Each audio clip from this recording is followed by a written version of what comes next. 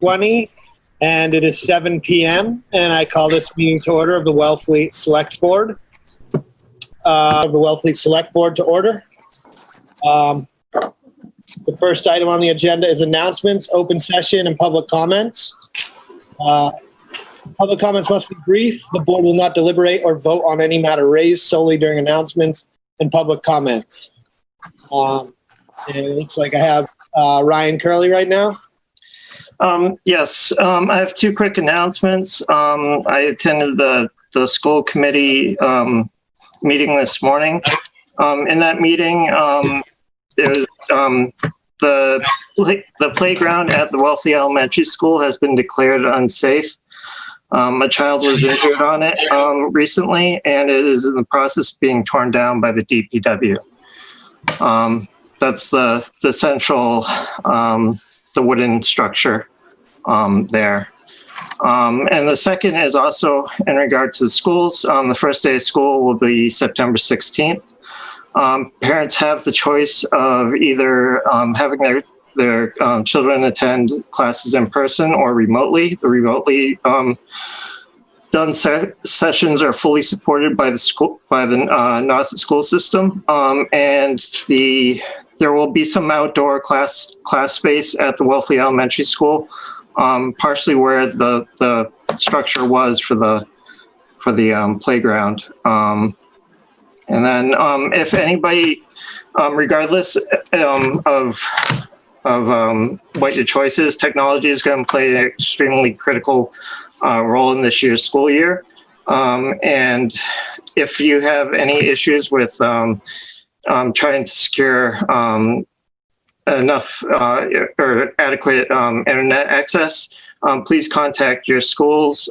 They will be trying to help families address that situation. Thank you. Thanks, Ryan.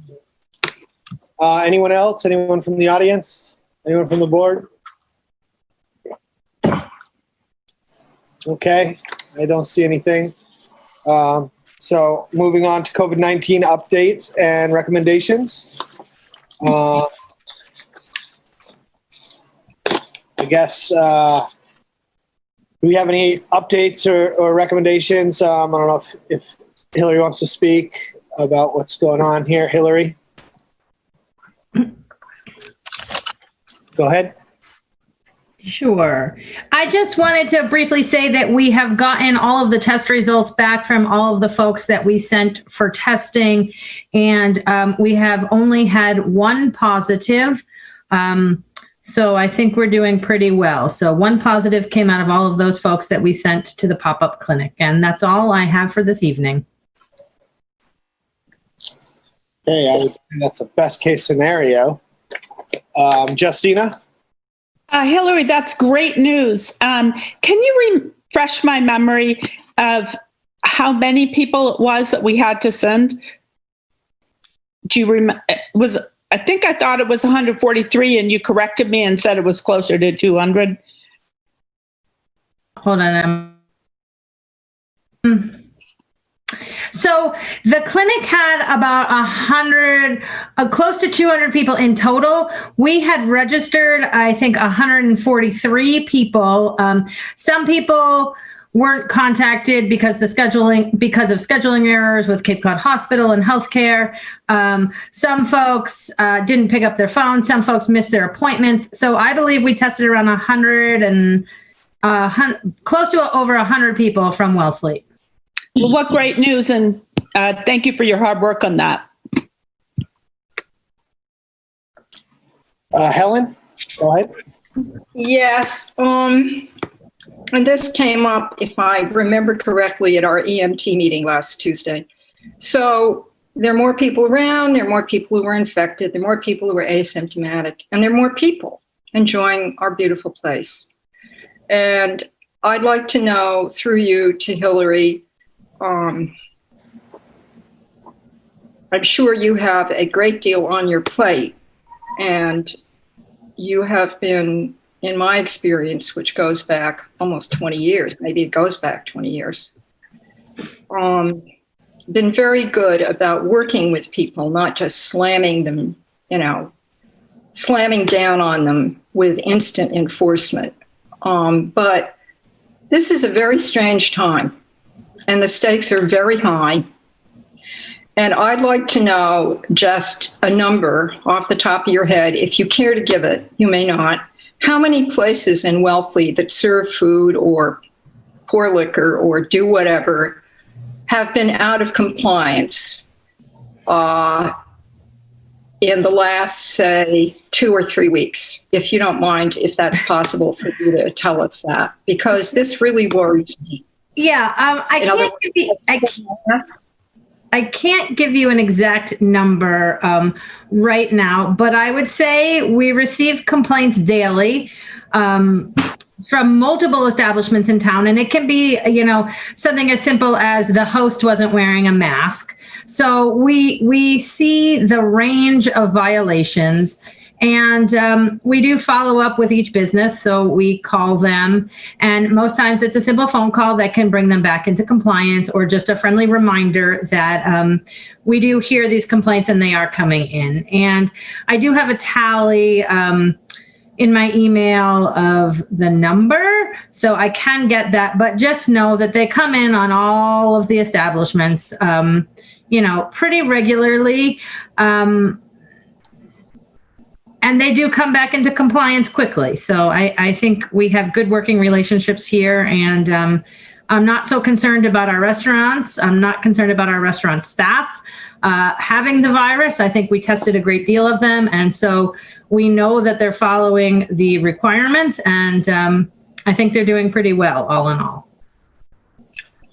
Thank you. That's reassuring. What I'm concerned about most is situations where you have nodes of people. In other words, this is much tighter in terms of people gathering in one spot, often indoors, even with a table spaced. And it's hell to work with a mask all day. But we really don't want to be a place that people associate with getting COVID-19. And that's where I'm coming from. Thank you.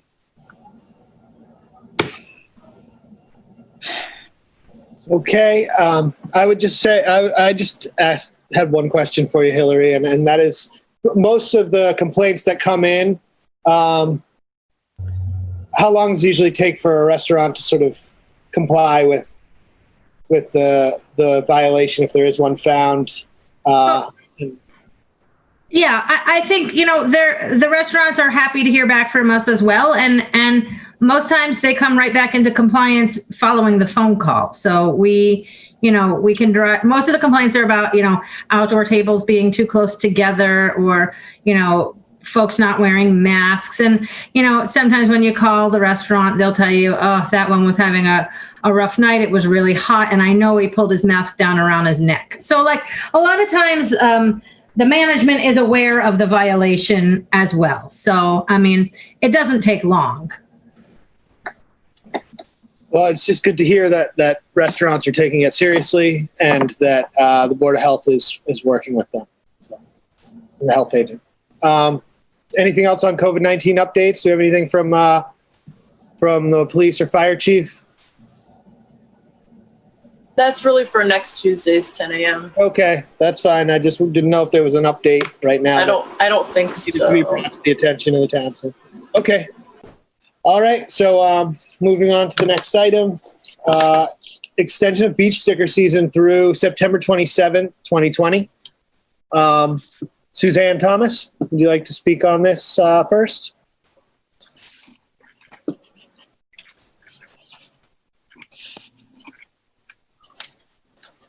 There we are. Okay. Yes. Thank you very much.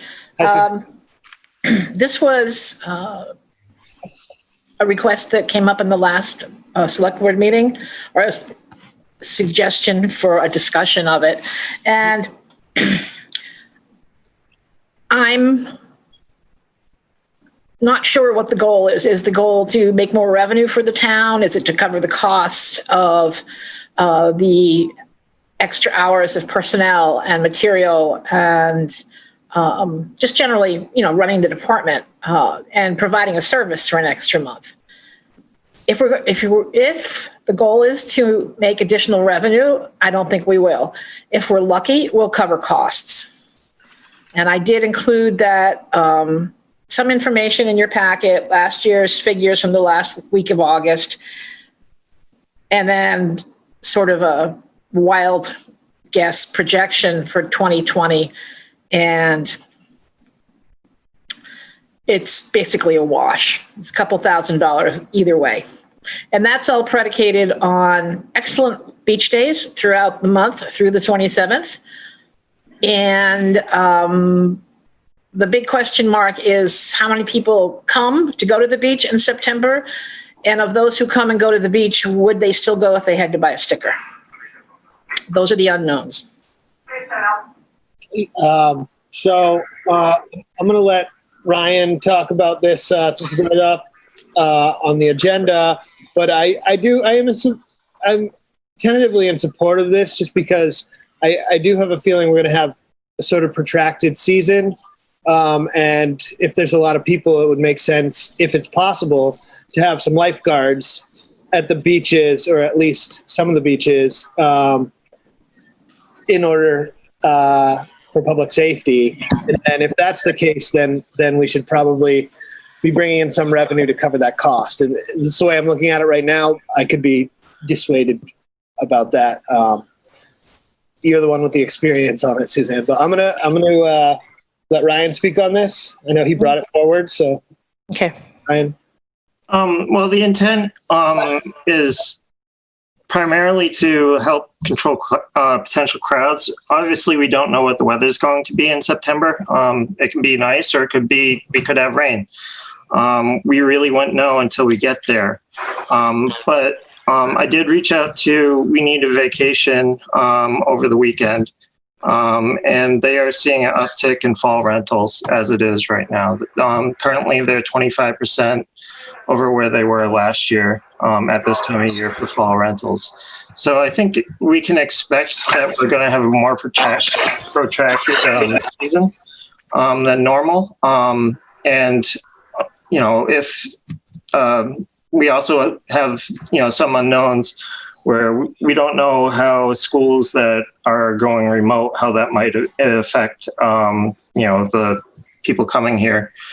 I'd say that would probably make it more appealing to a family if their school's fully remote to make a trip down to Wellfleet. I also think, just in general, we know that September is one of the busiest months in terms of shark activity, and I just think that in terms of public safety, really, that is really beneficial to have lifeguards on the beaches during the month of September as well. Thank you. Mr. Chair? Yep. Well, for public safety reasons, I absolutely agree there should be lifeguards out there. I have already polled my guards, and we can have lifeguards at least at McGuire Landing and Newcomb Hollow through the end of September. There will be enough lifeguards to do that. And piggybacked on that, within the last few weeks, Dr. Greg Scommel, through the DMF, has placed 2 real-time receivers, one at Newcomb Hollow and one at McGuire Landing, and we're currently getting pings from the animals, and they assist us in clearing the water for public safety reasons. So for that reason only, for public safety, I totally agree with this. I see Janet's hand up. This is along the lines of what Suzanne just answered.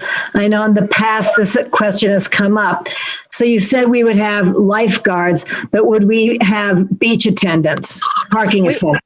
We could. Okay. Yeah. All right. At the ocean beaches. At The ponds would be patrolled. Okay. Thank you. You're welcome. Justina? Yeah, I support what Ryan has been saying in terms of his call to We Need a Vacation. I also have been hearing data that it is one of the busiest short-term rental seasons we've seen. And I think there's a number of factors, which Ryan touched on, that lead us to believe we'll have a busy September. So I think his policy makes good common sense. So my only question is it possible for us to offer stickers at a reduced rate in September? It's clearly not our peak season. I don't think we're going to have the types of crowds we have in July and August in September, but just the same, we're going to have probably some really nice beach weather. If things continue this way, I don't see, it looks like we're going to have pretty nice weather till the forecast. I haven't seen any rain in the forecast for a long time. So, judging by just the facts that we don't have, which is the amount of unknowns there are about what's going to happen with schools, not just in our state, but our surrounding states to the just so south of us, the amount of people who are working remotely that maybe even don't have kids in school that would typically be, at work all week, could work remote on Cape Cod for a week. I just think that all signs point to us having a longer season than we're used to. And we really shouldn't look back on previous years to judge what's going to happen in the next month here. And so my question really is there a possibility of offering a reduced rate sticker in September to sort of entice people who come to buy a sticker? Well, since the select board is in charge of all fees, the board just has to direct me to do that, and I can come up pretty quickly with a projected discount on the stickers. None of the stickers are printed with a price, so it's really simple just to change it in the software. Right. Okay. Helen? Yes. Mike, having heard what Suzanne said about this is kind of going to break even if we do it. In other words, we're not going to lose money, but we're not going to make money. The guards and the people in the shacks, the check stickers, are going to have to do probably just as much work depending on the weather. And I don't see any reason, given what we learned about this season being probably pretty active in September. And I go to Newcomb Hollow all the time, remember. I think we should leave the fees just the way they are and make sure that there's no deficit so that we can pay the employees we need to keep doing it. And there are quite a few of them. And I want to thank Suzanne for putting this together for our homework packet. Thank you. Janet, do you have another question? So Suzanne, since many people are listening now and probably wondering, would your present beach sticker extend, or would everyone have to get a new beach sticker? Visitors would need to buy the stickers for the period of time that they're here. Every resident sticker, combination and resident beach, is good through June 30th of 2021. Oh, that's right. Okay, great. Thank you. Mm-hmm. So just in regard to Helen's point, I think, the cash flow projections that Suzanne gave us are based on an unknown of how many people will purchase stickers when they come, and how many people will, do something different or potentially go to another town that's not requiring stickers. I don't know what the deal is with the park or whatever. So I think we could wind up putting ourselves in a situation where if we extend the sticker, charge full price, that people are just going to come to Wellfleet and maybe utilize another resource. And then we're paying for the staff and the lifeguards without anybody taking advantage of what we're offering or what we're doing. So I'm a little bit torn about extending it and keeping the stickers full price. Remind me what the price is, Suzanne. Right now it's $95 for a week and $60 for 3 days. And the other part of this is I have to tomorrow morning order additional stickers so that we'll have them in hand. So I think it would make a lot of sense and people would be happy if you drop the 1 week to maybe 75 and the 3 day to 50. It's not a huge deduction, but it is at least a recognition that it is post-season. Yeah, I just think that a lot of times in the fall it's a different crowd of people, and maybe people who don't want to spend the money to be here peak season that wind up coming that time of year. I don't know. So Helen, you got your hand up again? Yeah, nobody's mentioned this, but we have something that other towns don't have, except for maybe Orleans, which is we have the ponds, and you need stickers for there too. So, I'll go with the flow here if you guys all think it's worth it to lower the stickers. Frankly, I don't think the crowd is that different this year. We have a whole different thing going on. But I don't think the crowd that comes in September is necessarily a low budget crowd. It's simply people that like September here, which frankly is just as warm and swimmable as July and August, and perhaps more so in some ways. Oh. I swim into October, but I'm a freak. Okay, thank you. All right, Justina? Yeah, I think it's a tough issue. I think, Mike, you made great arguments for why we might lower the price, but I do think these are unusual times, and people who are affluent enough to work from home and leave the city can and enjoy our facilities. It's going to cost us more to keep those facilities open, and I don't think $95 is prohibitive. It's not like $500. It's, by the time you're at PJ's and feed everyone, you're going to be close to $95, maybe 80. So I would probably keep it the same.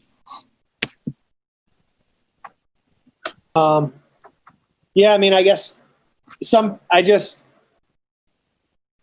just coming from my background. $95 always seemed like a steep price to pay for beach parking, generally in the peak season. And, in a lot of resort areas, like a ski resort, once you hit a certain benchmark of time, well, the lifts still spin and everybody's working on the ski mountain, but the demand is lower. And so the price goes down because they're competing with other areas.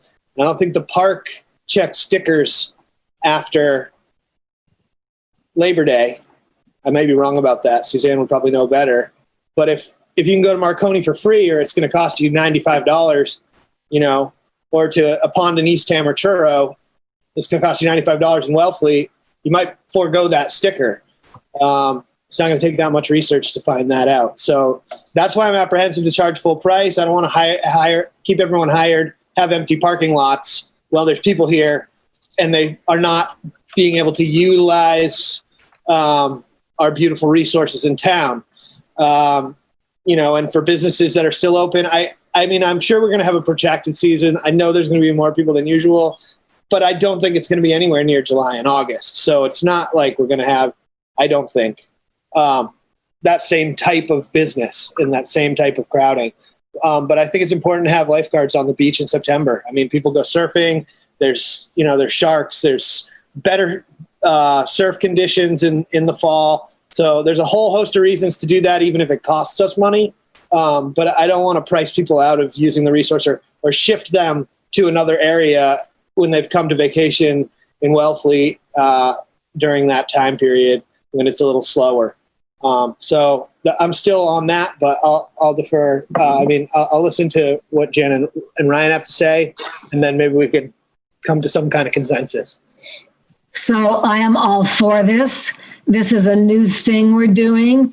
So I'll go with the rest of the board with whether they want to keep the price or lower the price. And I would ask Suzanne if it would start the Friday before Labor Day, or because Labor Day comes late this year. So would it start, I don't have my calendar, but September 1st. But I would make a motion to extend the beach sticker season through September 27th, as recommended by the beach administrator, and everyone can decide the cost, but I'm for either. We do have some of the most beautiful beaches in the world, and they're really worth more than $10 a day for a whole family. So I'll leave it at that. Okay, Ryan? All right. So I just quickly looked up the seashore parking. They require passes or stickers through the end of September. And I know that one of the lots at the head of Meadow and Truro has closed for the season because of crowding issues that were happening at that beach as well. I don't really have a strong opinion on the fee. So I don't know.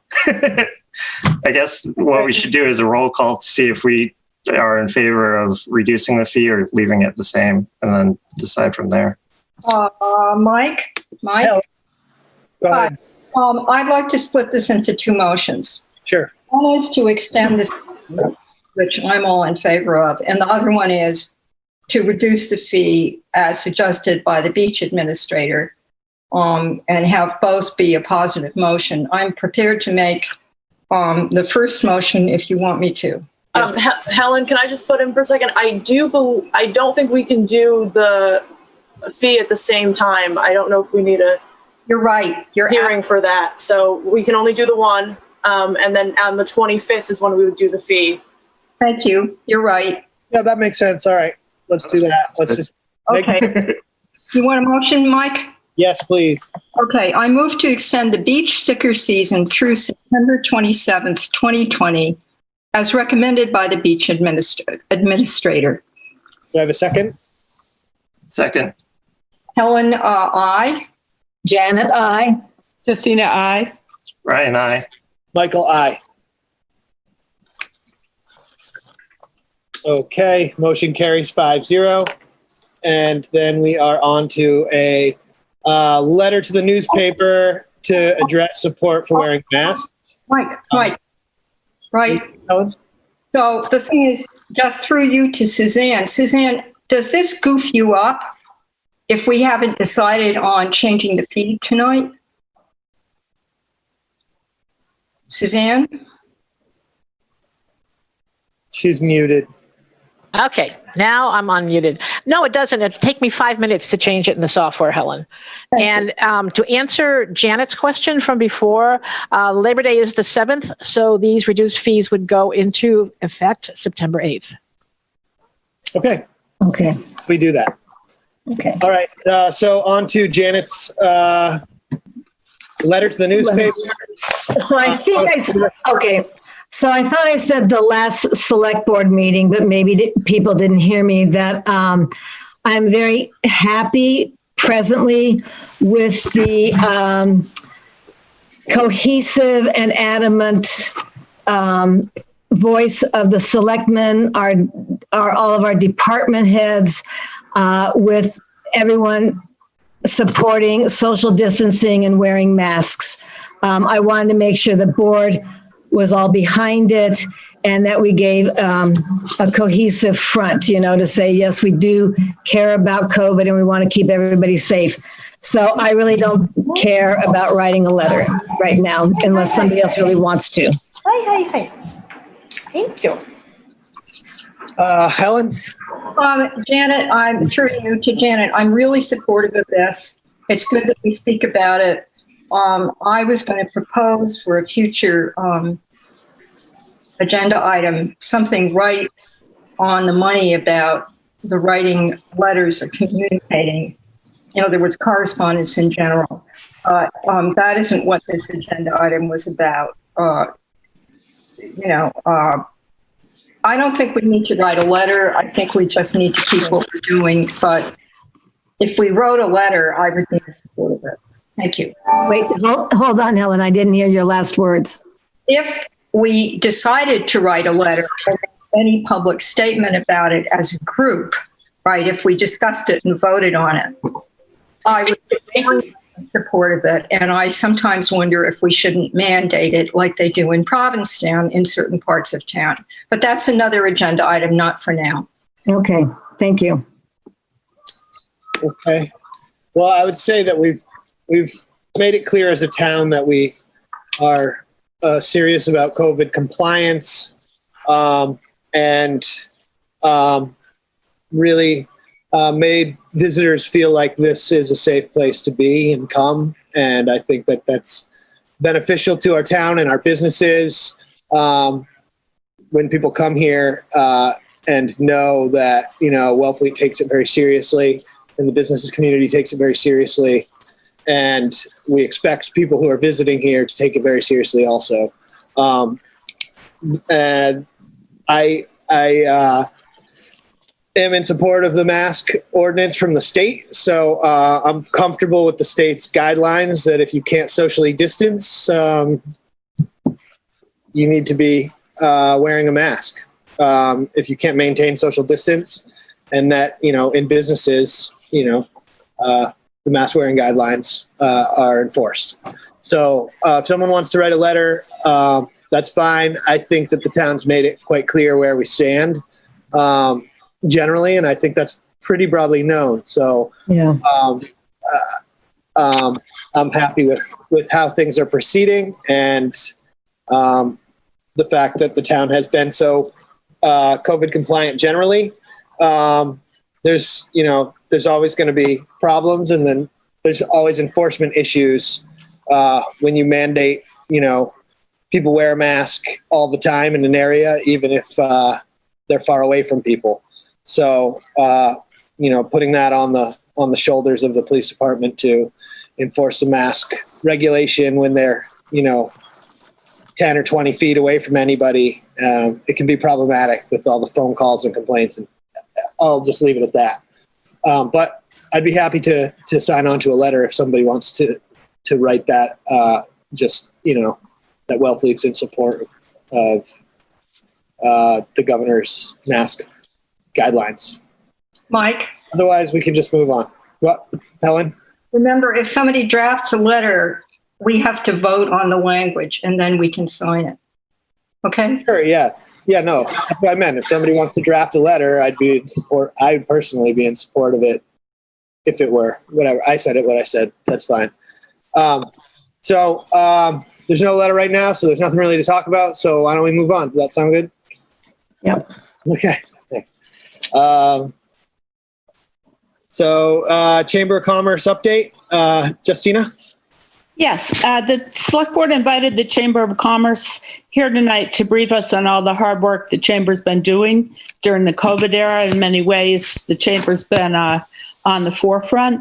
And I had the opportunity and pleasure to speak briefly with Lara Henry, the Wellfleet Chamber of Commerce Executive Administrator, who'll be here tonight with some colleagues. And I was very impressed with what the Chamber's been up to. The communication with not only the members, but their 3,500 email list.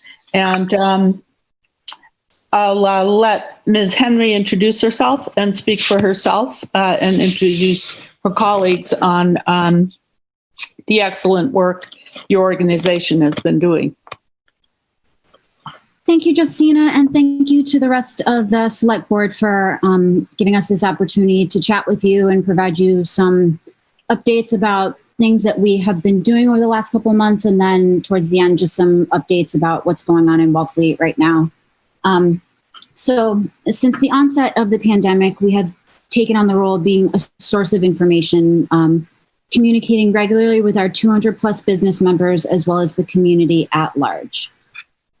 While all but essential businesses were closed in April and May, and we were all kind of holding our breath and, sort of in like a quarantine standstill, we focused on providing information on available resources, such as like SBA loans, SCORE webinars, small business grant opportunities, updates from DUA and CDP, and, all those different sorts of things. And then that shifted when Governor Baker announced the rollout of his 4-phase plan to reopen Massachusetts. So much of our communication revolved around his guidance and almost like digesting or interpreting that for our business members. So they knew they knew what was going to be expected of them when it was their chance to reopen. Our health agent did an incredible job working with businesses during this time, fielding all the questions and concerns, hosting virtual question and answers, Q&As. We were very fortunate for her support, and just very quickly, thank you, Hillary. We were lucky to have you. So as more and more businesses have been able to open and operate, we continue to closely follow Governor Baker's press releases and conferences and share updates on issues which affect Cape Cod and our small business community. Most recently, he issued a travel order requiring visitors from high-risk states to register with the state and fill out a travel form, which requires them to quarantine for 14 days or produce a negative COVID test, for instance. So here in Wellfleet, across the board, we're hearing from businesses that there are just less people around and there's less foot traffic, just as a pretty broad observation. Most businesses have had to reduce their hours and or their days of operation, either because business is generally slower or in many cases because they don't have a lot of staff or they're understaffed. We're hearing overall that customers are being cooperative, they're wearing their masks, and they're happy to comply with the restrictions. So we're happy to report that. The Wellfleet Chamber participates in weekly and more recently biweekly calls with other Cape Cod Chamber executives. And last week we got an update from the Cape Cod Chamber of Commerce. And I've since received similar feedback from some of our accommodation members. There was an increase in lodging cancellations following the announcement of the August 1st travel order. Cancellations from visitors coming from high-risk states. However, that was then followed by an increase in reservations from those in the low-risk states. I guess they were feeling more safe coming to Massachusetts, thinking that, as a state and as a community on the Cape, we're taking COVID very seriously. And then weekly rentals are having a really great year, like was mentioned earlier on this call, booked throughout most of the season and into the fall. Whereas motels are not having such a strong summer. They find themselves busy on the weekends and much quieter in the midweek. And although they have been having a better season as expected, their businesses are overall down. And so I'd like to open this up to my other colleagues who are on the call with me, whom I neglected to introduce. My apologies. That's Ms. Martha Wilson, Robert Morrill, and Molly Galvin-Kasikoff. These are members on the Chamber Board of Directors. So if they have anything to add or share, I'd like to invite them to do so. Bob, you speaking?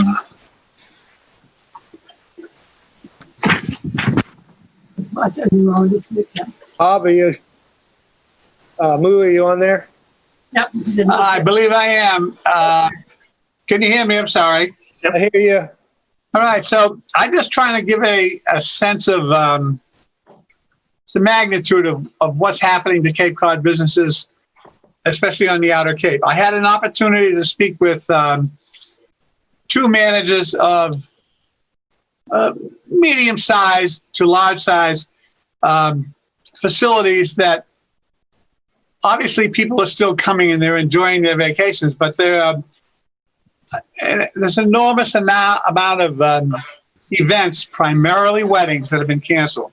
The first person I spoke to was managing an event, a facility in Wellfleet, and he had sent back $400,000 in deposits.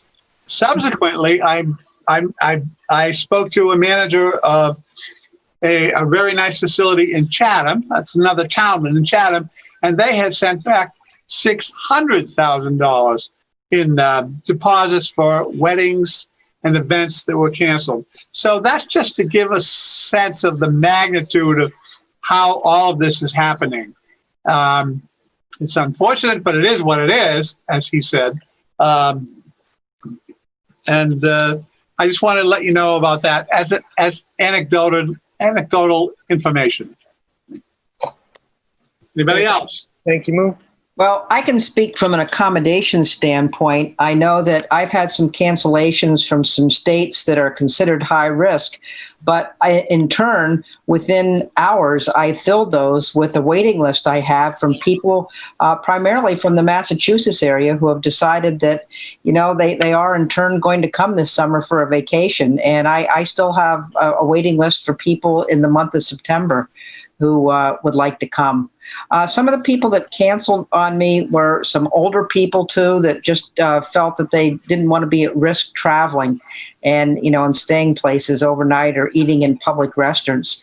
But many people have expressed that they're concerned that they want to hold their spots for next year. And like I said, I have had no trouble filling some of the vacancies. Wish Bob and Donna were here. Yeah. Okay. Do we have anyone else from the chamber? How about Molly? This is Molly. Do you hear me? Yep. Okay. I was just going to add that one of the other things that we did as the Chamber of Commerce is we did place the sandwich boards around town, which the chamber purchased, just to reiterate some of the rules and guidelines that we expect in the town during COVID. And additionally, in the earlier part of all this, we're meeting bi-weekly or weekly with Dan Hort and with Mike Travato, just to make sure we had our hand on the pulse and we could do everything that we could to support our local businesses. We also went ahead, and I know when the Selectboard was sort of deciding whether to consider restricting short-term rentals or not, when that was up in the air, we tried to advocate for our businesses as well and just try and give everyone a fair shot at the season. And I just think it's, at least so far, seems to have been a fairly successful environment to be, pulling this off in these current times. And I think that we've all worked really well as a community and collaborated with all our different boards and people that are involved. And I think we've done a really great job.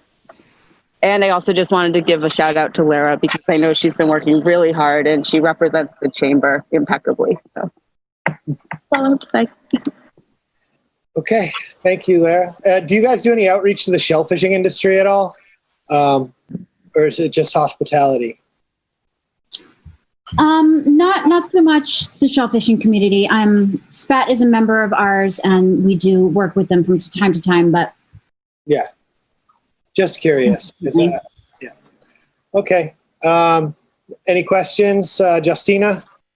No, I just wanted to thank all of you for coming. I think this was really informative. I hope we can do this again. And thanks a lot for all of the hard work that the chamber does for our community. thank you for having us. Thank you. Thanks for coming. Okay, so up next we have board committee appointments and updates. So the first one is Lance Miller for the Bike and Walkways Committee.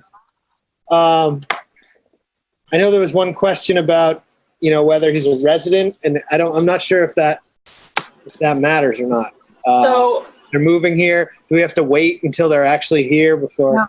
I had, sorry, Mr. Chair, I had spoken to Mr. Curley and told him that if you wanted to make it a condition that he cannot be sworn in until he is a permanent resident and has, registered with the town. We do require that people be residents, correct? No? Yeah.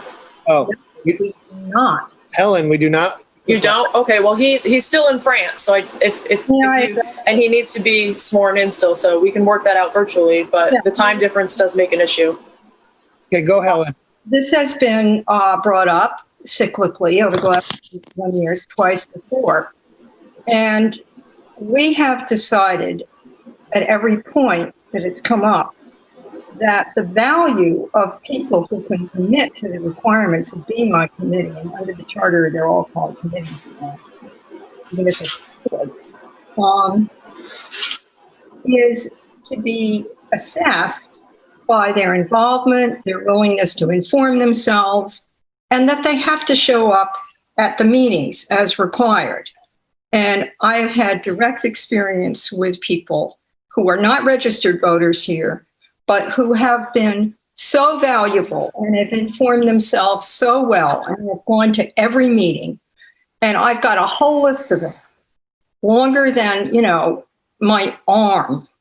And very often, sometimes they retire here, but we need that brain power and we need that commitment. And if somebody wants to commit and show up as much as they want to, in my experience, that has happened often better with people who aren't, in quotes, registered voters, year-round residents, even though they're coming here a lot. There was one member of the Water Issues Advisory Committee who would drive from New York the couple of times that he had to come here to be on a committee and make a meeting, and he made every move.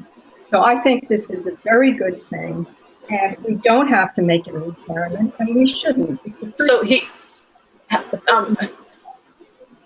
Helen, first of all, you need to speak a little louder because you're cutting in and out. And second of all, regardless of whether he needs to be one or not, he will be one in September 25th. So you can do whatever you wish with your motion tonight. He will be a resident starting September 25th when he returns from France. And Rebecca Noble has spoken with him, and you saw their letters of support.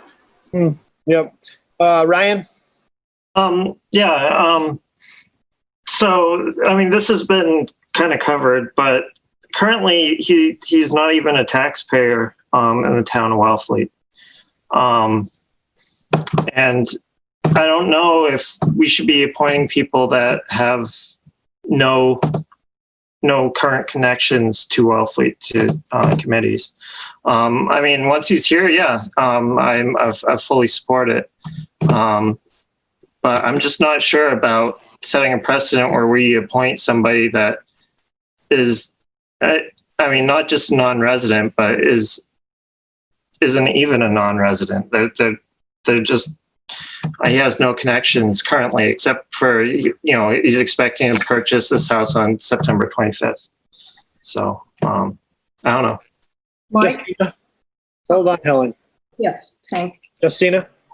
Yeah, I would prefer that he's here so I could ask him some questions. I agree with what Ryan said, that he's not a taxpayer yet. And I know from running a committee, Helen may disagree with me, but it was very important that people be able to come to meetings so they could do the work. The reason I'd like him to be here so I could talk to him is this sentence of his cover letter dated the 6th of August popped out at me. It said,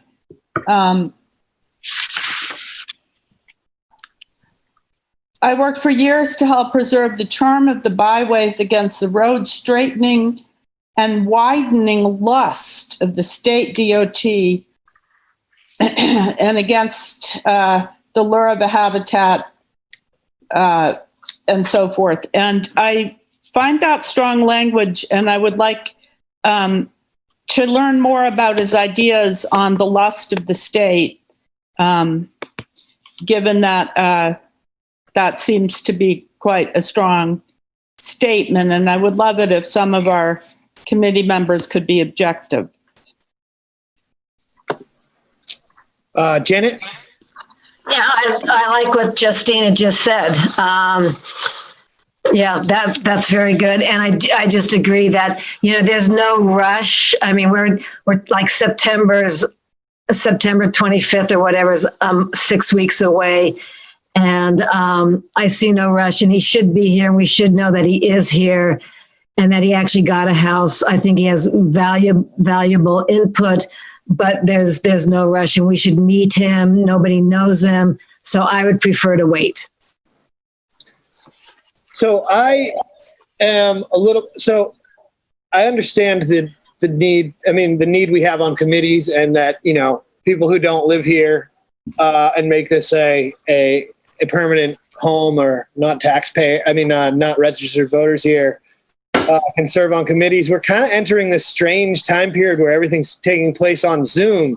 So essentially you could have somebody who's making all these meetings who's in town very little. And I think that actually may be to the detriment of the town.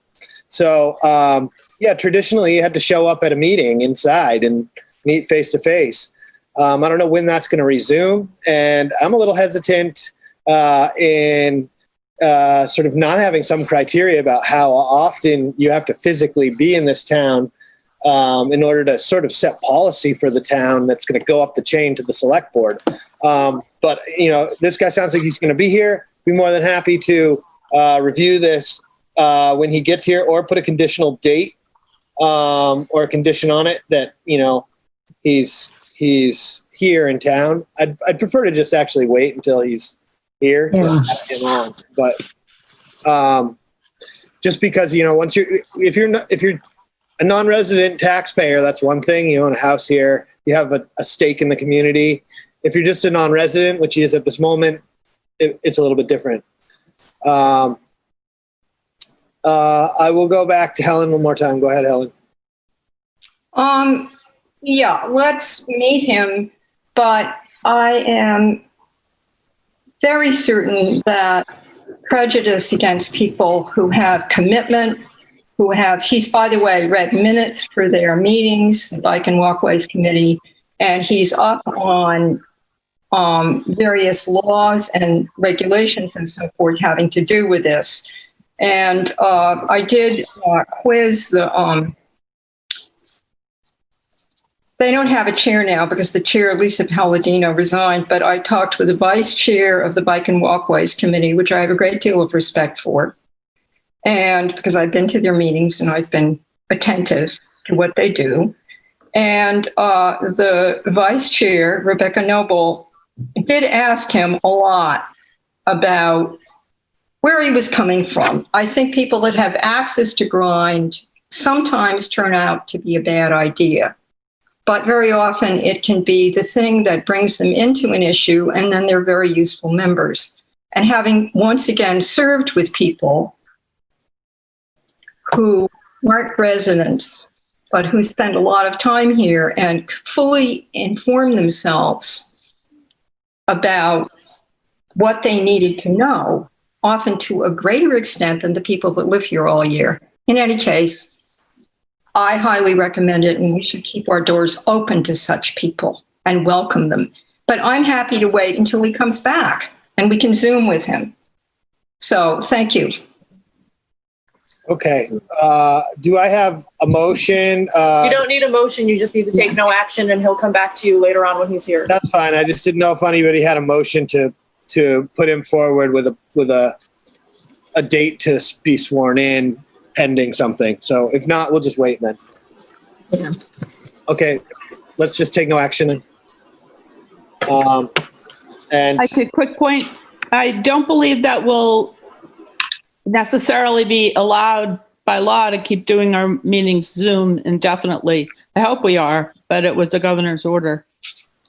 I think it's good until the state of emergency ends. Thank you, Courtney. yeah. Okay. Okay. Next item here, we have increase membership of local housing partnership from 9 to 10 members. Yeah. Someone got something on this? Is Janet, your hand up, or is that? No, I do. Just a quick question. I know Elaine McElroy is on this and probably other members. I noticed that there's different boards represented, and I'm just curious to know what this 10th person may or may not represent.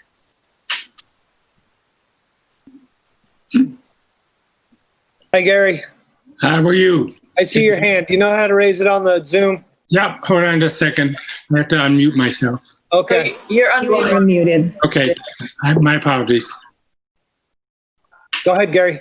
Okay, what happened, Janet, is that we have a full-time resident, tax-paying member of our partnership who was away from town for 6 months or so, and resigned the position. We filled that with someone else. She's back. She's a terrific addition to our committee. The discussion was whether we needed to have someone, if she was interested in coming back, whether we needed to have an opening or whether we could just add someone. We had a discussion with Dan at the time, who said that the bylaw for the partnership said at least 9, so that it had no actual upper limit, and that we could simply add another person. And I'm happy to tell you that it's Sharon Rule Agar, who is the candidate for that position. Okay, great. Thank you. Sure thing. Helen? Yeah. So, this sounds good. It makes sense. We shouldn't add like up to 50, but a useful member is a useful member. Just so long as she doesn't do this every year. And the math is a little wacky here because it says, I counted it twice. I moved to increase the membership of the local housing partnership from 9 to 10 members. Well, right now, I suggest that there are 9 members now, and I mean 8 members. No, there are 9 now, sorry. And we want to add 1 more person from the community. In other words, the motion would be 6 community members, not 5. That's where the math was off.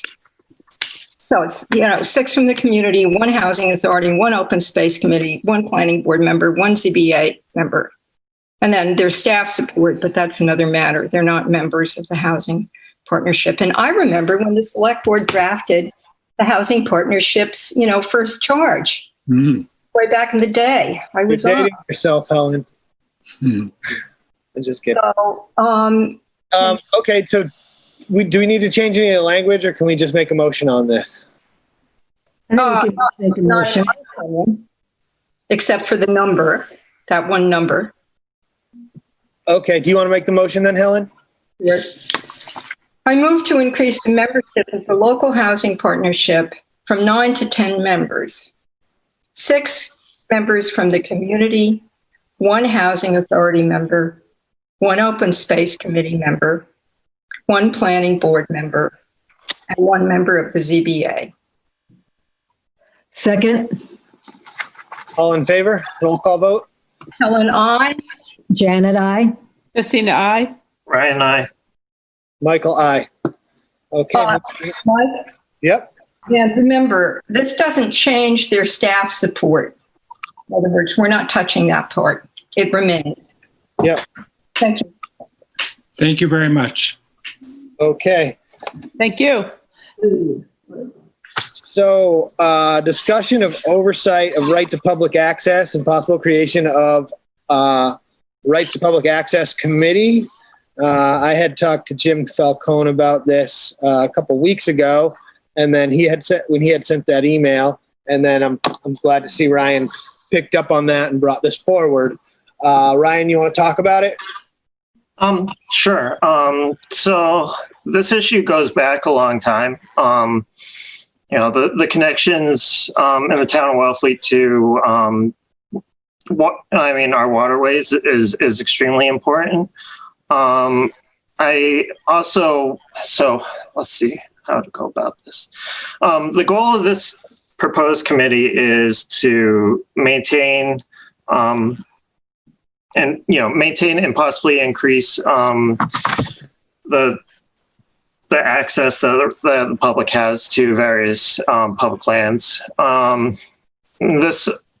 lot of the work is around the waterways, but there's also instances where there's rights of ways in the woods that get blocked off, and residents lose access to them. It primarily happens when there's a new landowner.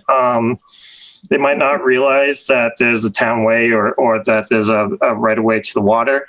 And they'll either do landscaping or put a fence or boulders sometimes. I know that Jim Falcone is really concerned about some of the access issues around Lieutenant Island. They've been a long-standing issue. And a lot of times, we just need a dedicated body to take on this responsibility of investigating and having a place to really organize everything for the town. Thank you. So, I just was going to call on Jim to speak to, if he'd like to speak, and then I'll call on the other board members. Jim, you proposed this originally. Would you like to speak? Hello. Thank you for inviting me. And probably what makes sense to me is respond to questions you might have as to why I'm here, and that would get things to move along. Sure. Helen or Janet? I don't know who raised their hand first. Janet had her hand first. Janet? You go. Okay. So this is wonderful. I can remember when Irene and Jim first did the video I've watched it again. I guess, and I'm sure, Ryan, you know every spot or pretty much every spot. I'm all for this. It's great. But you guys are probably more aware than I am about how much can you do? Like how much with the way things are with coastal mitigation, protection of our coast, water mitigation, wetlands protections. Have you looked into all of that yet? Maybe you want to do it as a committee, but have you begun to look into that and see what you can do and narrow your prospects? I have, I served for a couple of terms on the Pond and Coastal Access Committee. Please let me know if you can hear me or not hear me. We hear you. We hear you. Oh, thank you. And yes, there are a lot of restrictions, but one reason why I decided to do this again was when I was commercial fishing. Now I'm 75 years old, so commercial fishing for me is just doing what I like to do and play around out there. I was over Lieutenant Island. I saw the number of young people picking in the wild, working in the wild, many of them young ladies that I hadn't seen that before because I have not done this in recent years.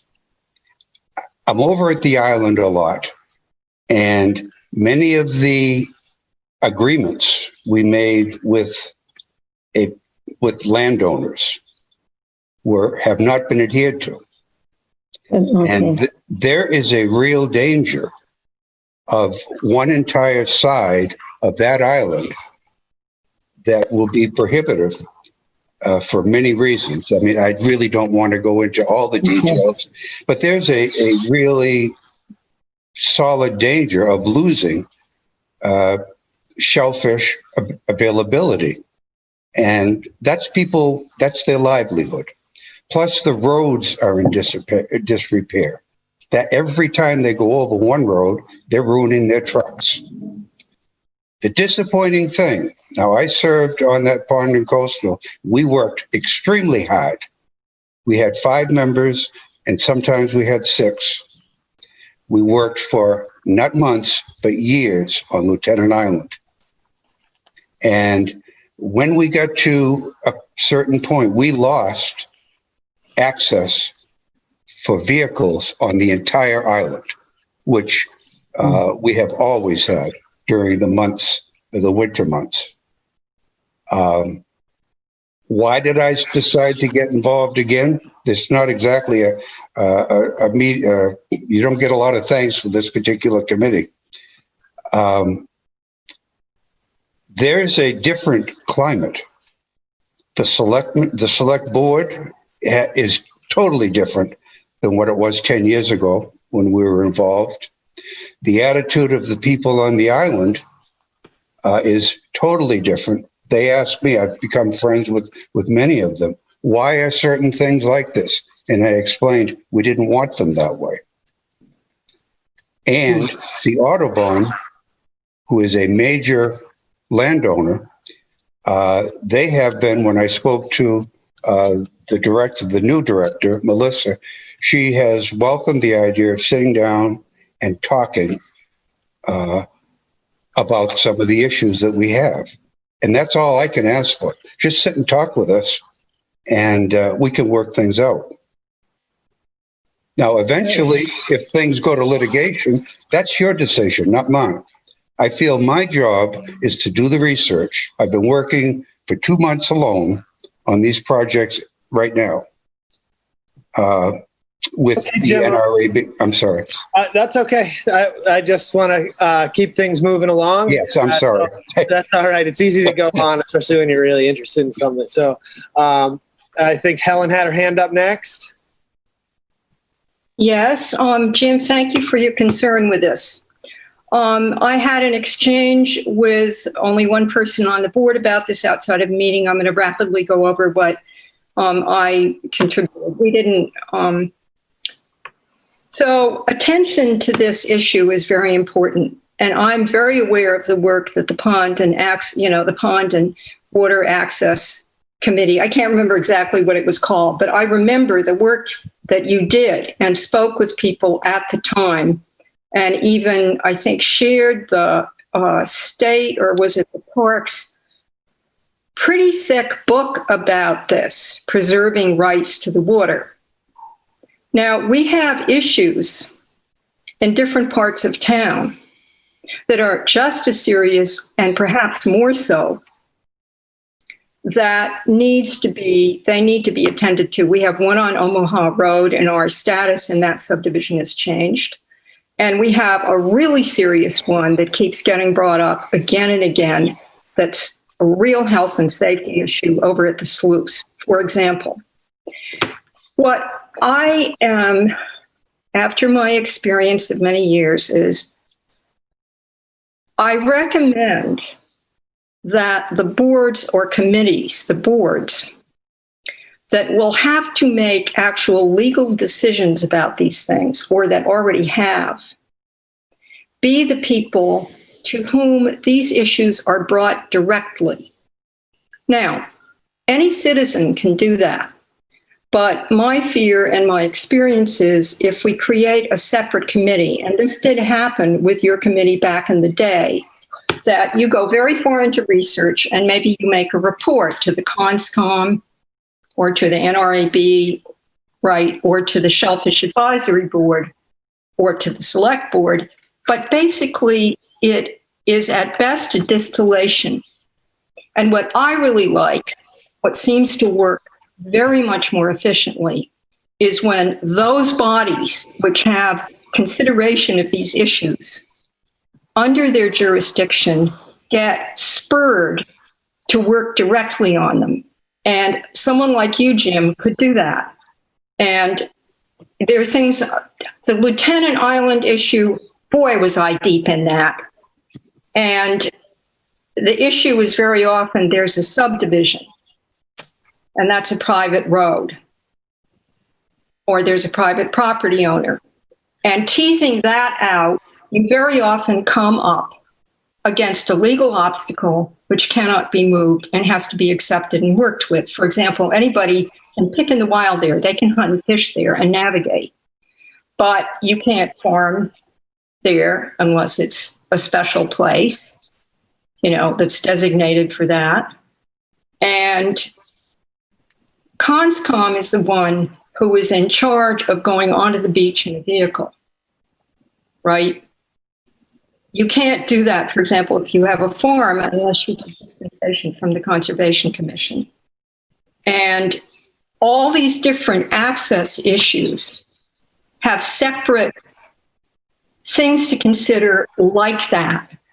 And although a new committee could do that, and although I completely agree with Ryan, it needs more attention right now for sure, because these two things that are blowing up. I didn't know Lieutenant Island was blowing up again. But I think a better way to do it is to get on it, but not make a committee which will have to bring itself up to speed. And that will take some time. Ryan, thank you so much for sending out the material you sent to us from back when the reel was invented that time, if you know what I mean. We all got data from Ryan on this topic. So for those reasons, I'm about done, Mike, swear to God. I don't think we need another committee. I think we need, the Select Board can direct the NRAB, the CONSCOM, and the Shellfish Advisory Board, and anybody else we want, Planning Board, frankly, because a lot of these places are subdivisions, to work on this for us. And I think that would be valuable. Thank you. Okay. Jim, do you want to respond to that? I know there's been issues with the amount of work that NRAB is doing in other areas, and that this has been already charged to them, but has fallen by the wayside to some degree. Right. Go ahead, Jim. I will, and I appreciate your remembering, Helen, the work we did do. I serve as currently on the NRAB. In fact, I spoke to John today, the chair, And he thinks it will be a good idea for me to stay on the NRAB because it will enable both committees to work on this. Now, remember, when we were on the pond in coastal access, there were 5 of us, and we met many times, sometimes, particularly in the summer, 2 or 3 times a week. It was a lot of work. When I went to the NRAB, they do not have the manpower to do the job properly. I mean, we can give lip service to, okay, you guys do some work, the NRAB do access work. But that's not going to get the job done. I mean, I just feel so strongly that this is such a critical area in need for a town like Wellfleet. I mean, this is what shell fishermen need access to go to work.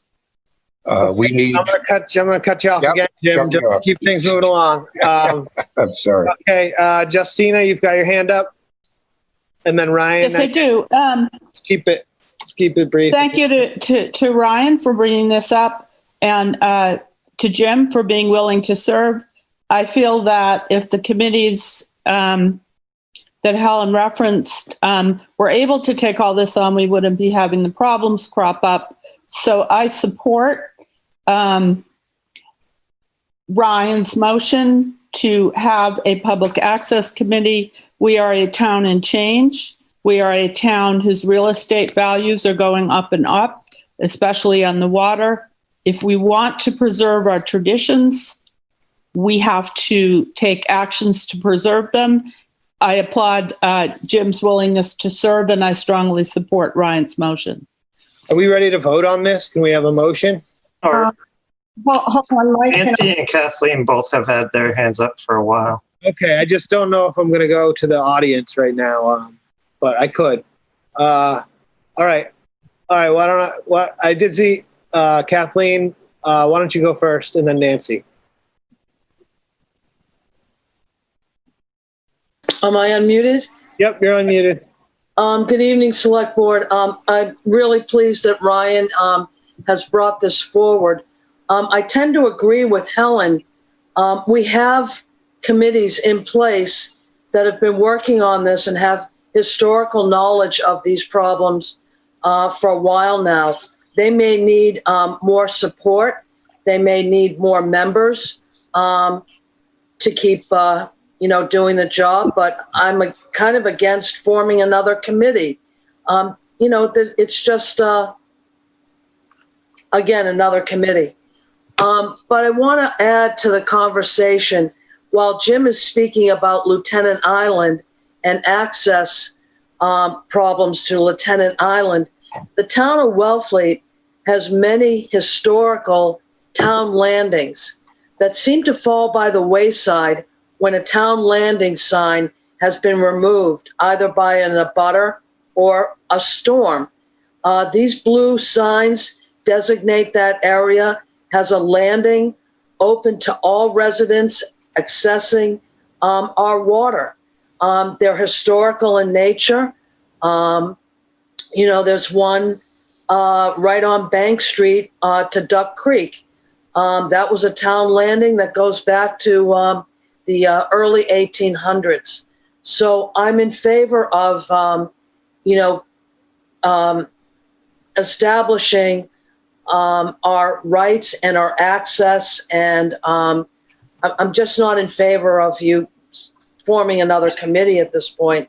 But again, I want to thank Ryan for putting this on the agenda. Thank you. Okay, I'm just going to quickly go to Nancy Civetta and then John Reel, because they're both involved in these issues. And then I'd like to make a motion. So, John or Nancy? I'm right here. Okay, go ahead. This is Nancy, Shellfish Constable. Jim and I have been working for a while now, discussing the problems that we see on the front lines every day, my department, as we do patrol. And I really think you need a dedicated body to take on this work. It's complex. It's complicated. We're probably going to need some legal advice. My department cannot do it, but we want to. We want to participate, but we don't have the resources to be able to do the research and the meetings and everything that need to happen in order to protect this access. We have gone through, our department has gone through and cataloged all of Irene Payne's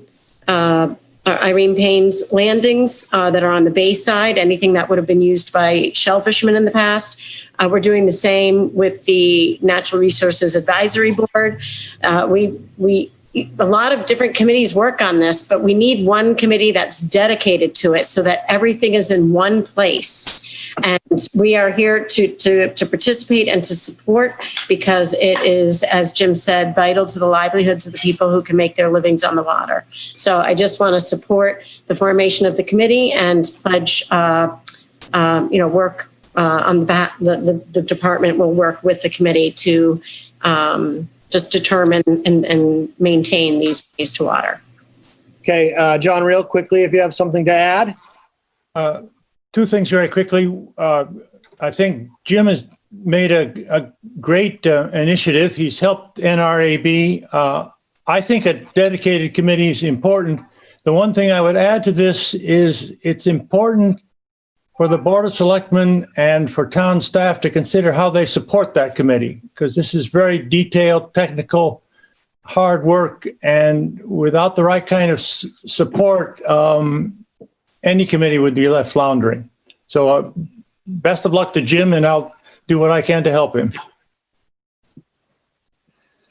Okay, I would just say that, coastal access has been pushed, eliminated throughout the town over the years, and it keeps happening. And there are committees working on this, but clearly it's not enough to keep this from happening.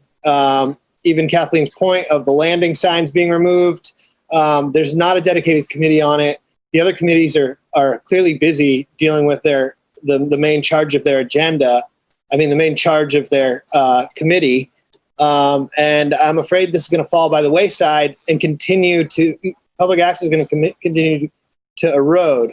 Shellfishing and fishing and commercial fishing and the right to foul is allowed on all private tidal lands, but accessing those tidal lands is not permitted to trespass over the upland. So you need to have access points on the upland to get down to the tidal flats to take advantage of the rights to fish and fowl in Massachusetts. So I'm heavily in support of this. And at this point, I do feel like I'm ready to make a motion.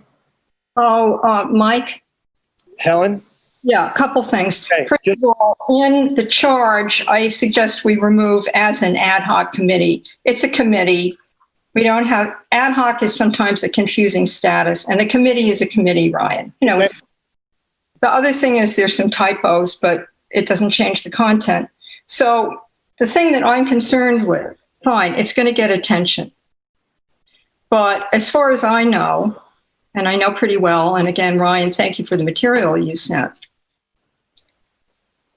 We may need to repost some town landings, but the real issue is, as Mike DeVasto just said, access to them. And to my knowledge, and I've been paying attention, I may be wrong, the only place that has changed status in terms of the town being able to access a way that goes to a landing, right? Because landings aren't just to get to the water, they're for people to come on shore and land things. Duh, we know this. Is Omaha Road. And we have a different status now in that subdivision because the town is now a member, owns a lot in that subdivision. Okay? Over on Lieutenant Island, I don't know so much, but I assume that a lot of the properties that are intertidal there are the tongues of land that go down from the scarps, upland scarps. And that's private property. And if they say you can't, I just don't want to get into the weeds about what's what and what's, it's just whether we're on this, going to pass this, make a motion or not on this, not. We call the question. Can I just say one more thing? If it's pertinent to actually this. Bob, please, does not ask us to go to town council if there exist documents already from town council about it, and I think they do. Thank you, Mike. Okay. Can I make a motion? You can make the motion, Helen, because you've got some typo corrections. So go ahead. Brandon, are you okay with my leaving off ad hoc? Yes. Yeah. Okay. I move to establish Rights of Public Access Committee with a charge and membership as follows. In accordance with the Wellfleet Town Charter, the Select Board hereby establishes the Rights of Public Access Committee with the following charge. Maintaining, reestablishing, or improving the public's rights of access to town landings, rights of way, or other means of public access within the town of Wellfleet. Town is capitalized. Membership. The Rights of Public Access Committee shall be composed of 5 members. All members will be appointed by the Select Board. And to establish and this charge establishes an overlapping appointment period. The following semicolon, sorry, I didn't get that typo. The following appointments will be made initially: 2 for 2 years, 3 for 1 year. After the expiration of the initial terms, all terms will be for 2 years. Second. Second. All in favor? Roll call vote. Janet, I. Michael, I. Justina, I. Brian, I. Helen? I voted first, as usual. Helen, I, the old person. Okay, so it passes 5-0. Mike, through you to Courtney. Did you get those changes? I got them. Thank you. Okay, thank you, Courtney. Okay, moving on, we have the termination of Dan Hort as a member, appointment of Maria Broadbent. 1 second, it's actually appointment. Oh, you're right. I read that as the same one. Sorry. The appointment of Jim Falcone to the Rights of Public Access Committee. I think at this point, it's safe to assume that that we're ready to vote on this. With that, we've heard from Jim. So I move to appoint Jim Falcone to the Rights of Public Access Committee for a term ending June 30th, 2022. Second. Helen, I. Janet, I. Justina, I. Brian, I. Michael, I. Okay. Congratulations, Jim. Good luck finding members. Okay. Termination of Dan Hort as a member and appointment of Maria Broadbent to the Herring River Executive Council. Maria's on here. Helen, you know the most about this Executive Council. I'm not sure if Maria's up to speed on it or not. I haven't spoken to her about it. But Helen, do you want to give a very quick overview of what this entails? So MOU 4 has different requirements for who's on the Executive Council, and you've got copies of that section in the homework. And it requires us to vote to terminate Dan Hort as a member and to appoint whoever we want. And in this case, Maria has said she'd do it, which is great. That's what we have to do. We could do it in 1 vote or 2 votes. And everything you need to know is in section 6 about membership and decision-making. And just to clarify this, we could have, under this new language, simply kept Dan on, but Dan and Maria conferred about it. And, Dan was ready to go and Maria's ready to, start acting. So this is good. Okay, does Maria want to speak on it? She doesn't have to. Are you ready? Are you ready for this, Maria?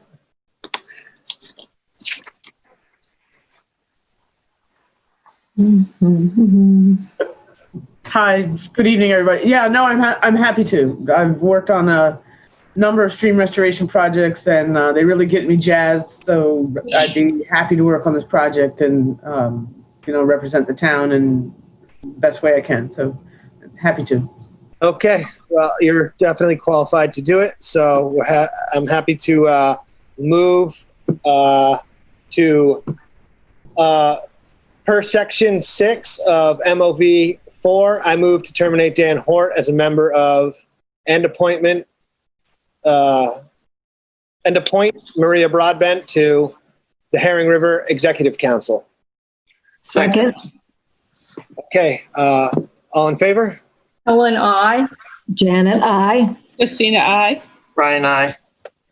Michael, aye. Okay, the motion carries 5-0. And now we are on to business.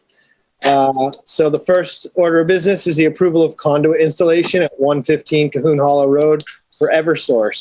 Does this need discussion? Are you guys ready to make a motion on this? Is there any controversy? I'll make a motion. Okay. Yeah. Let's do it. I move to approve the installation of approximately 75 feet conduit and cable electrical service as necessary for the customer at 115 Cahoon Hollow Road. Second. Helen, Okay, all in favor? I just voted. Helen, aye. Janet, aye. Christina, aye. Brian, aye. Michael, aye. Okay, Thank you. If you could all just go to the office tomorrow and sign that, that would be fantastic. okay. Courtney? Yes. Don't you just need 3 signatures? Well, whoever can make it, but there's other documents that still need to be signed, so I'll send an email. Okay, thank you. Okay. We have approval and signature of climate change adaptation project with Horsley. Horsley Witten. So, does anyone want to speak on this? Tonight, huh? Hillary, did you just raise your hand? No. Okay, you ready to make a motion? No. I can talk on it, Mike. Huh? Can you hear me? Yeah. Oh, there you are. Okay. Yeah, sorry. So this is a project of the Conservation Commission, and we are going to revise our Conservation Commission regulations for climate change adaptation. The first step of the project was a redraft of the bylaw, which is currently in draft form. We worked with APCC on that, and the funding for that came through the Cape Cod Commission from the DLTA program. And so this year we applied back through the DLTA program to see if we could get some grant funding to redraft our regulations. And so we received $22,500 from the Cape Cod Commission as a grant to work on that. And the rest of the money, the total for the project is $32,400, is coming from the Conservation Commission fund. So that's money that the Conservation brings in through applications. Okay. Sounds good to me. Anyone want to make a motion on this? I have a question. Sure, Helen, go ahead. I didn't see your hand. You answered most of my questions, and I'd be glad. This is, I'm assuming that because this is over $10,000 but under $50,000, that the procurement process was followed for obtaining the services of Horsley Witten. In other words, did you solicit no fewer than 3 persons? You didn't have to hear back from them. You customarily provide the service. I'm not saying Horsley Witten isn't good, but did that all happen? Yes, that all happened. We've been working on the procurement process for quite some time, and yes, we did solicit over 3 bids. We got more than 3 bids in, and we did select the lowest bidder, and they're highly qualified. So we're really excited to work with them, and we're hoping to bring them on board soon. Thank you. Helen, would you like to make a motion? Yeah, okay. I move to approve the contract with the Horsley Witten Group Incorporated for the Climate Change Adaptation Project in the amount of $32,400, and to authorize the town administrator to sign it. Second. Okay, all in favor? Sorry, I should wait. Helen, aye. Janet, aye. Justina, aye. Brian, aye. Michael, aye. Motion carries 5-0. Thank you. Okay. So next we have the finalize and close of the 2020 special town election warrant. And that's brought by the town clerk. It's pretty cut and dry. I would move to close the 2020 special town election warrant.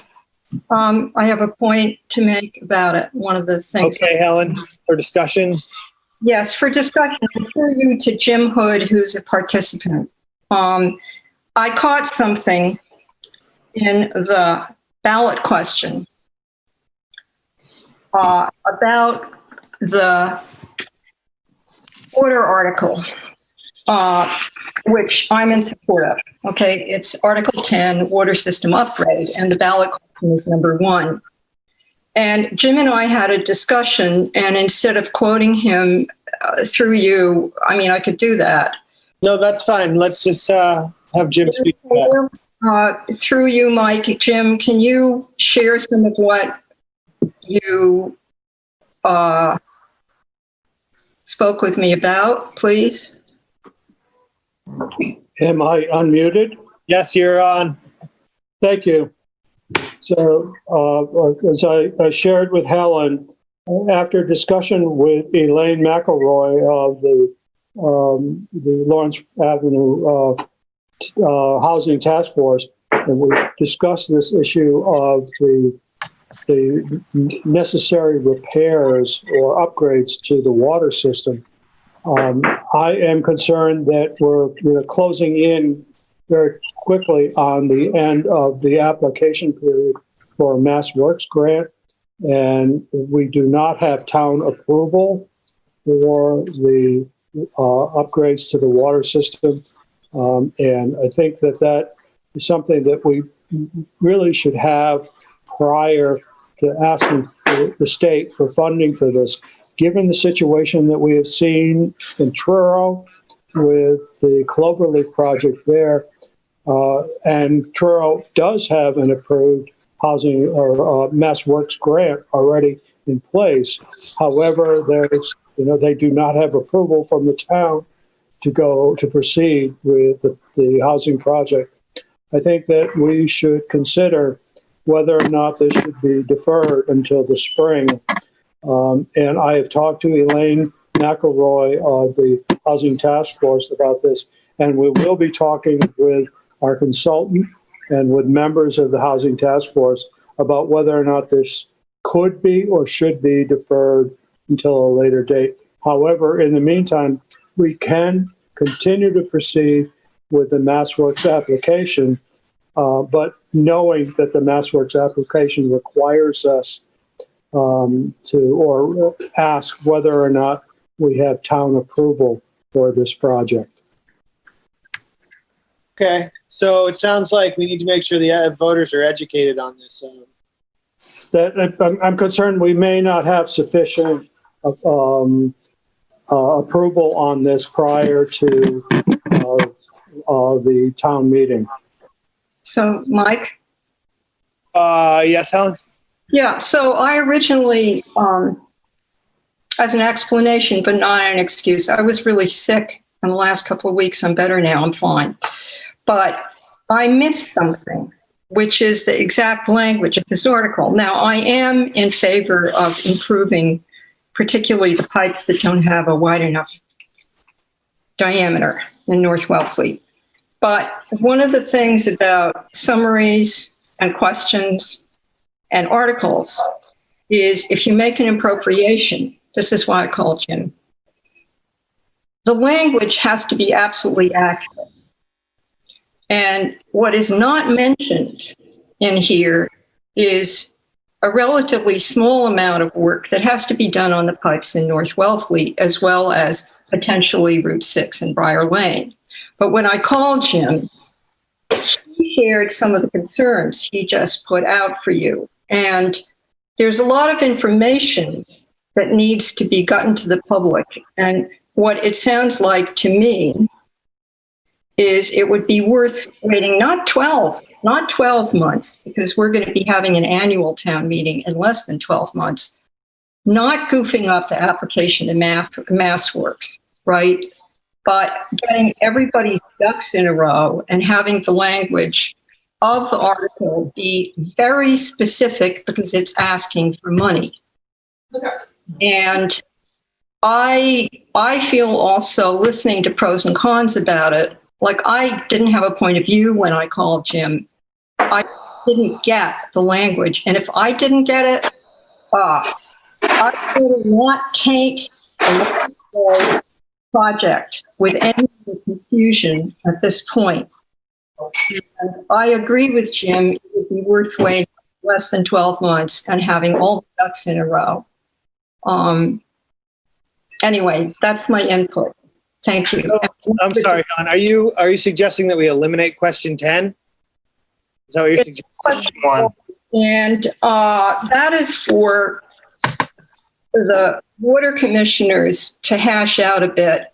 But I needed to put this out here about question 1, which doesn't identify the additional work that also absolutely has to be funded.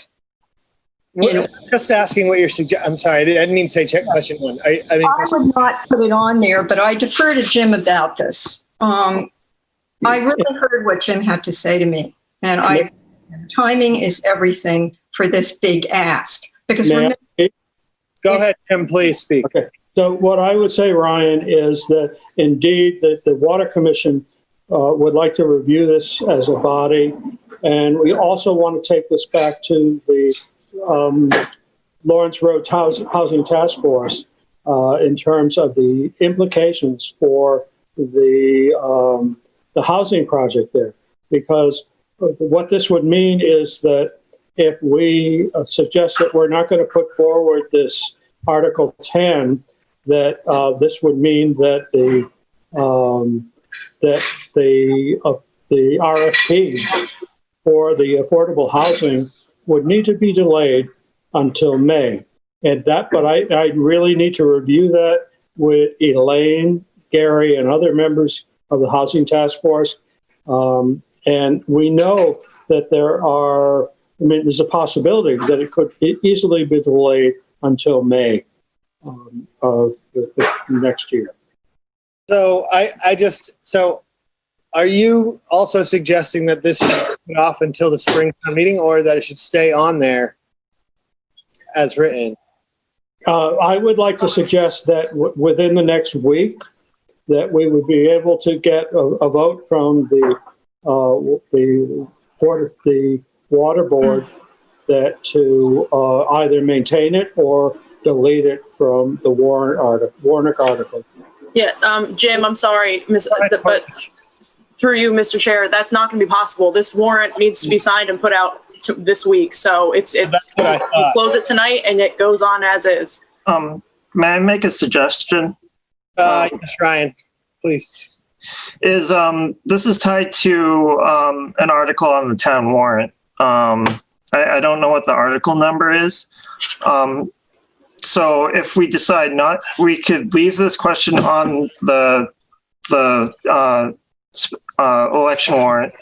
But when we get to town meeting, if things are not clear, we can definitely postpone the article. That's what I would, yes, and that's what I would suggest we consider doing if the Water Commission is in favor of that.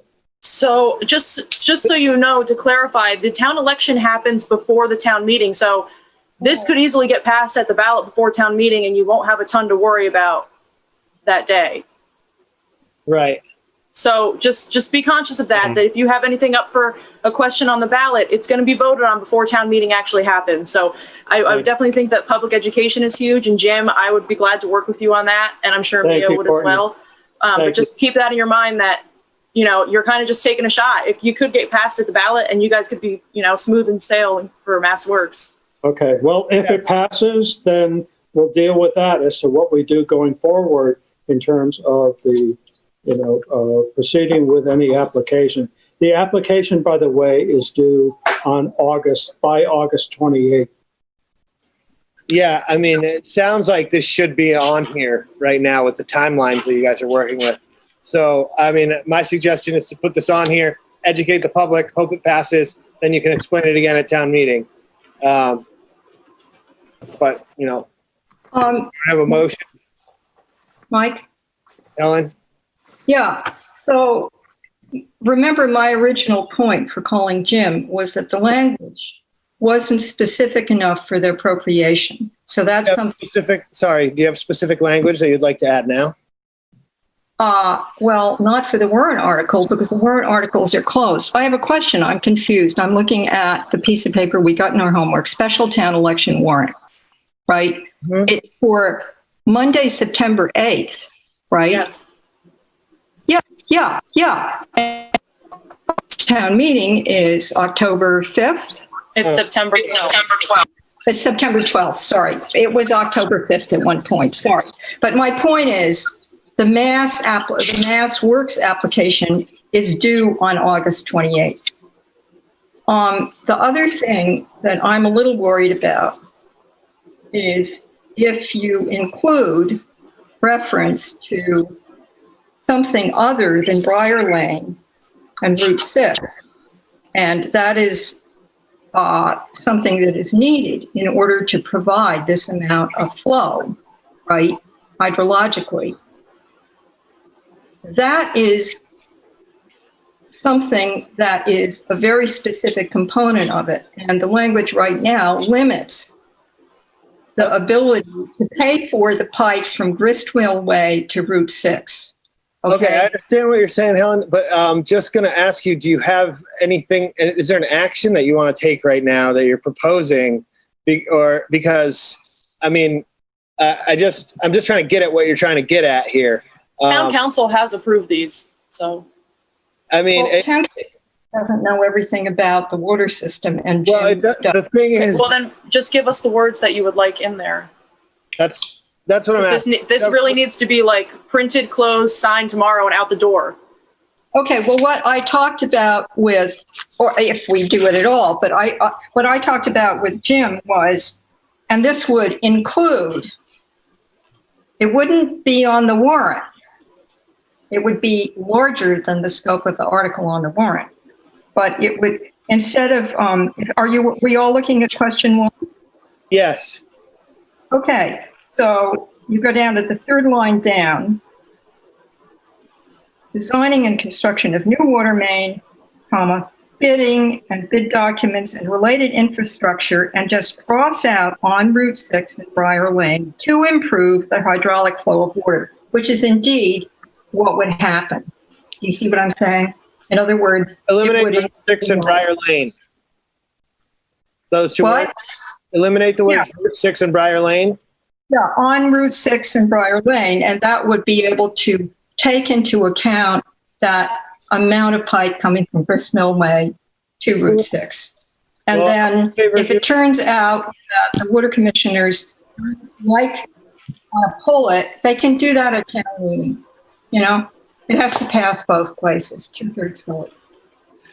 Okay, so you're suggesting that we amend this to say related infrastructure, strike out on Route 6 and Briar Lane, and then to improve the hydraulic flow of water from the town's secondary water source. I don't see how that would not allow this to apply to Route 6 and Briar Lane, so I don't really have a problem with that. Mr. Chairman, it's the fire chief. Yep, go ahead. I apologize to come into this on the last minute, but, you know, again, fire protection is a significant issue in the downtown area. Briar Lane, we need to continue to work on fire protection in that area all the way up through Route 6 to include the new out of Cape Health clinic that has millions of dollars have been invested to. So we can continue to dance around this as a community, or we can do this the right way, in my opinion, as the fire chief, and keep the wording as it is and move forward. And that's all I'll say. Thank you. May I respond to the chief? I had my hand up. Hold on 1 second. I've got Justina right here. Yeah. Yes. I think the proposed changes by Ms. Wilson weaken the question one. I think the water commissioners worked hard on this, and Route 6 and Briar Lane are part of the project.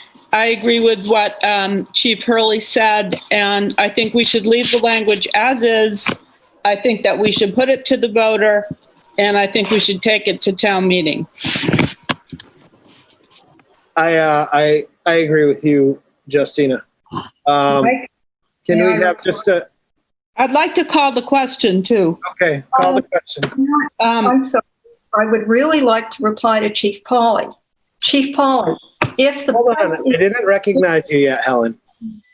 to set routes Helen, you're not recognized yet. will not be provided to Briar Lane and to go along Route 6, okay? I'm not sure that, Justina, you understood that. It doesn't restrict it from happening on Route 6 and Briar Lane. But if that stitch of pipe from Grist Mill Way to Route 6 is not made wider in diameter, the hydraulic flow will not happen well enough. But this doesn't preclude that from happening. So I don't see. Not included. But you're not including it. Okay. Sorry, Mike. I think let's call the question, please. Are we calling the amended language or the question on the warrant? Whatever Justine is calling for a question here. Go ahead. I think we should leave the language as is on the warrant and on the questions for the voter. So I move to close the 2020 special town election warrant. Second. All in favor? Helen, nay, I would have liked this to be separated out. All in favor? Can you guys hear me? Brian, aye. Okay. Michael, aye. Justina, did you vote? Justina, aye. And Janet, did you vote? Wait, hold on, I got muted. Okay, yes, Janet, I. Okay, the motion carries 4-1. Okay, and the select board response and correspondence. Janet had put this up here. Do you want to talk about that, Janet? Yeah, so a couple months ago, when we got all these letters about short-term rentals, I was surprised to hear both Helen and Kathleen Bacon at the time say that they responded to each email. And when I was first came on the select board, I was told that either the executive secretary answers all the emails or the town administrator. So I don't know how.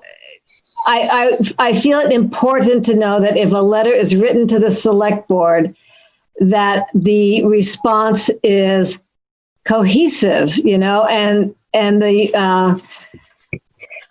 that I guess I want to be sure of what the selectmen are responding to a letter that's addressed to all of us. And in our regulations, in our policy, it says all communication written by any selectman sent in the name of the Board of Selectmen, old wording, shall be reviewed by the board prior to dispatching. So if you sent a letter saying, I do not represent the board, I speak for myself, that's one thing. But if you send it in the name as if you are the Board of Selectmen, then it is supposed to come before us. But I would actually like to change that because I think it really is important that the entire board knows the conversation around letters sent to all of us. So I would like to either propose that we all agree that our executive secretary or the town administrator answers the letters factually. And that we don't answer the individual letters. So I'll speak to that next. I appreciate the sentiment, Janet. I think, though, that as board members, we reserve the right to speak directly to our constituents. But that said, I do think that the language may need to be updated with a specific, some specific wording that you must adhere to a letter in response that, something along the lines of the expressed opinions are that of my own and not a representation of the select board as a whole or something like that. So that there's sort of a standardized language that we use so that people are clear that, as a select board member, you're sending a letter in response to a constituent, but that you're not doing it as a board. And that's really where the language sort of matters. You can imply it. Like I know personally, I've sent letters where I say it is my opinion, but I actually think, looking at this and thinking hard about it, that it would make sense to have some specific language that we should be attaching to these as we're board members and public figures that state specifically that this is the opinion, a personal opinion, and not that of the board. I'll move on. Helen had her hand up. Wait. So I want to just finish that since this is my go ahead. Sorry, I didn't mean to interrupt you. I know. So I also think it would be important for whomever is answering, just like we got a letter from Chief Hurley and he carbon copied all of us on it. I think it was Chief Hurley, everybody, they carbon copy us as to how they've responded to people who have written letters. And I think it would be good for whoever answers a letter that they carbon copy us on it. And it doesn't have to be, if it's factual and there's no response, then it is not a violation of the open meeting law. That would preclude people from being able to give their opinions, though. So, well, we're not really supposed to, yeah. I mean, why would you give your opinion on, you're just supposed to answer with facts, really. Well, I think that's true if we're responding in a way that is directed towards other board members where we would potentially form a quorum, but I reserve the right to give my opinion to constituents, be it through email or on the street, So I think in the end, it's sort of a First Amendment issue as elected officials where we still have the right to opine to our constituents, but not, to violate the open meetings law. So if we were to even implement something like that, we would have to basically be sure that we didn't accidentally write something that could be construed as an opinion and not a fact, because we know with with public records requests that we could wind up on accidentally violating the open meeting law in that instance. So I hear what you're saying, Janet, and I'd love to know what everybody else thinks or is responding to people, but I think we do have a private right to address our residents and people who email us through correspondence. And I also think it's probably hard sometimes, somebody's asking what the board's going to do about something, or what select board members feel about something, or giving their strong opinion about something. And, the administrative office can't necessarily speak for the select board members either.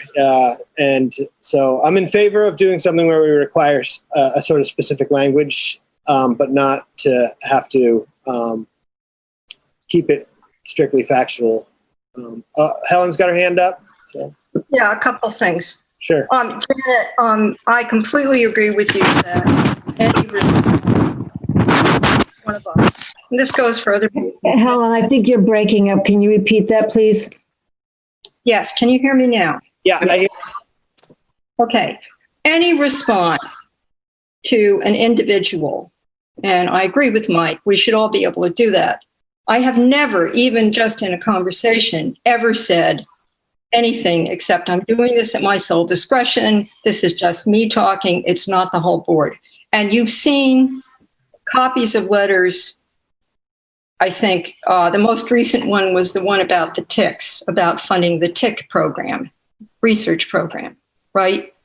I wrote that right at the top. We can't go copying each other outside of meetings with that kind of thing, because we can share data. We can give each other homework, like Ryan did a very careful job of sharing data. He didn't say what he thought about it, right? And in my opinion, we can post that on social media. I would have liked part of this discussion to be about that. So while, Janet, I absolutely agree with you that none of us should ever represent ourselves as, unless we've been designated by a vote of this board, right? That's a whole other thing. We should never represent ourselves as speaking to the board or thinking, generalizing, saying, well, we all feel this. I would never do that. We can't do it. And we can't even know what we think, in the sense of sometimes we're at a meeting and we listen to each other and we come up with new conclusions. So it has to all happen at the meeting. I think that I'm shocked that you would think that I would ever do something like that. I can't speak for anybody else on the board, but when we got all those letters and I responded, I did put that statement in there. And the other thing I put in routinely is, do not reply all if you wish to reply, because the thing that one of our members in the past did would be that person would forget and reply all, and the select board would get exactly what that person thought, and that person was sharing opinions. I don't want to hear any opinions from you guys unless it's in a meeting and we're all together, or sometimes on the fly outside of a meeting with one of us. Okay?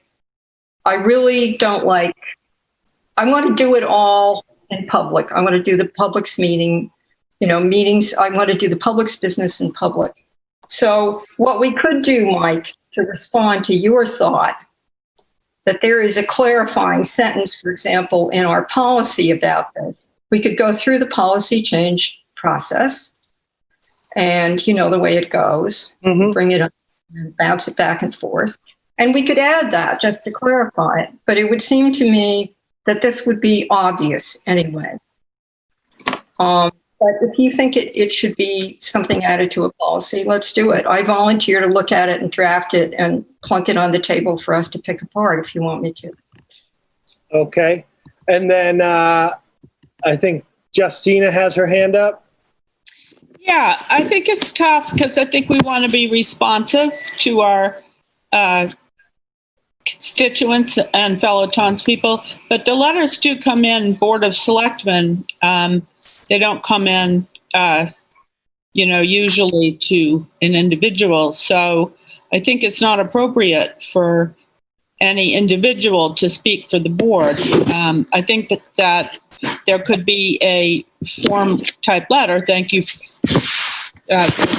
We are acknowledging, your communication.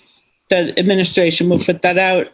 If the letter comes winging in to me, for example, why did you do that stupid thing? And then I will answer that letter. But if it comes in for the board, I'm not going to answer on behalf of the board.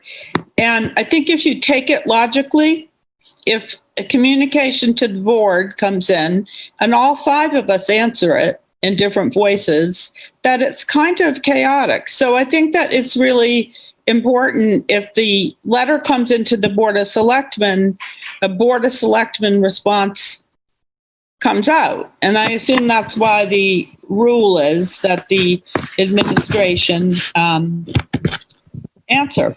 And I think, yes, we all like to express ourselves, but I think we should limit our answers to these letters unless they're addressed to us. Our personal. So a lot of times when people send stuff to BOS at Wellfleet, they're expecting a response. I mean, and as long as you're, replying that you are, as long as you put that sentence in there that you're not replying as a board member, that email comes into my email address. It's not sent to the administration. Right, but what if just as argument's sake, a nice citizen writes in and gets 5 different answers? It's like they get 5 answers. One nice communication from Courtney. Board of Selectmen acknowledges your email on the thus and such issue, and all letters are read by the board, and all meetings are open to the public. I would just say that, getting 5 different responses from 5 different members, if I wrote a letter in, I would know where each member stands. That serves me, and then I would be able to determine, whether I support their opinion or not. Right. As long as it's clear and concise that it's that opinion of theirs and not of the board as a whole. Right. Ryan?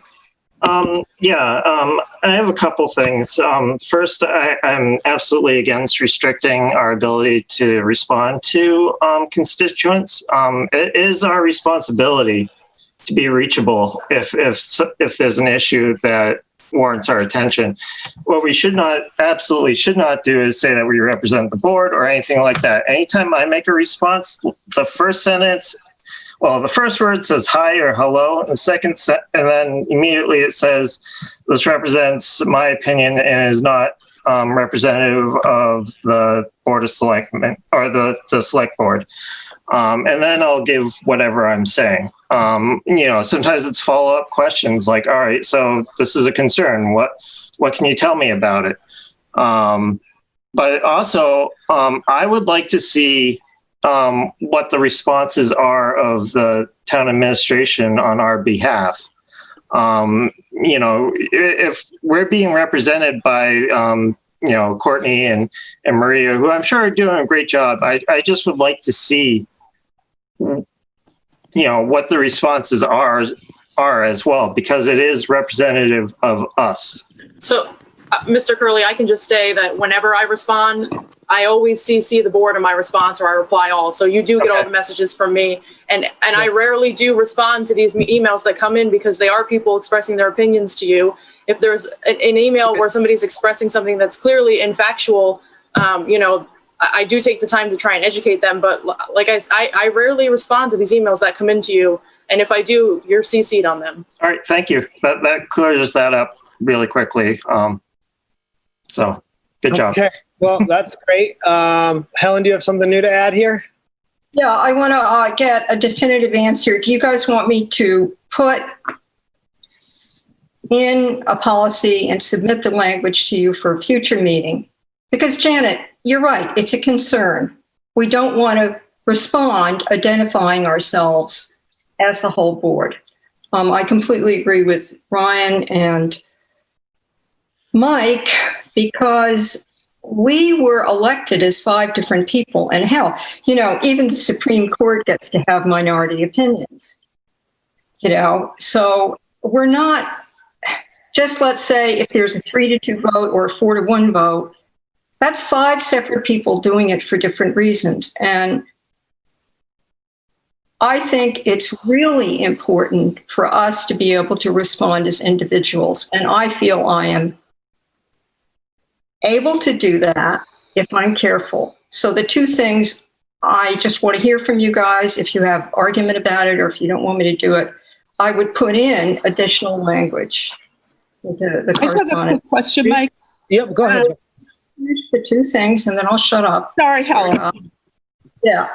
One is that in responding to, correspondence to the Select Board, that we identify ourselves as responding as individuals at our sole discretion, not as representatives of the Select Board. Unless, of course, we've been delegated to do it, but that doesn't have to be in there. The other thing is that we always include language saying, do not reply all if you wish to reply to me. I can put in so that the select board doesn't break the open meeting law.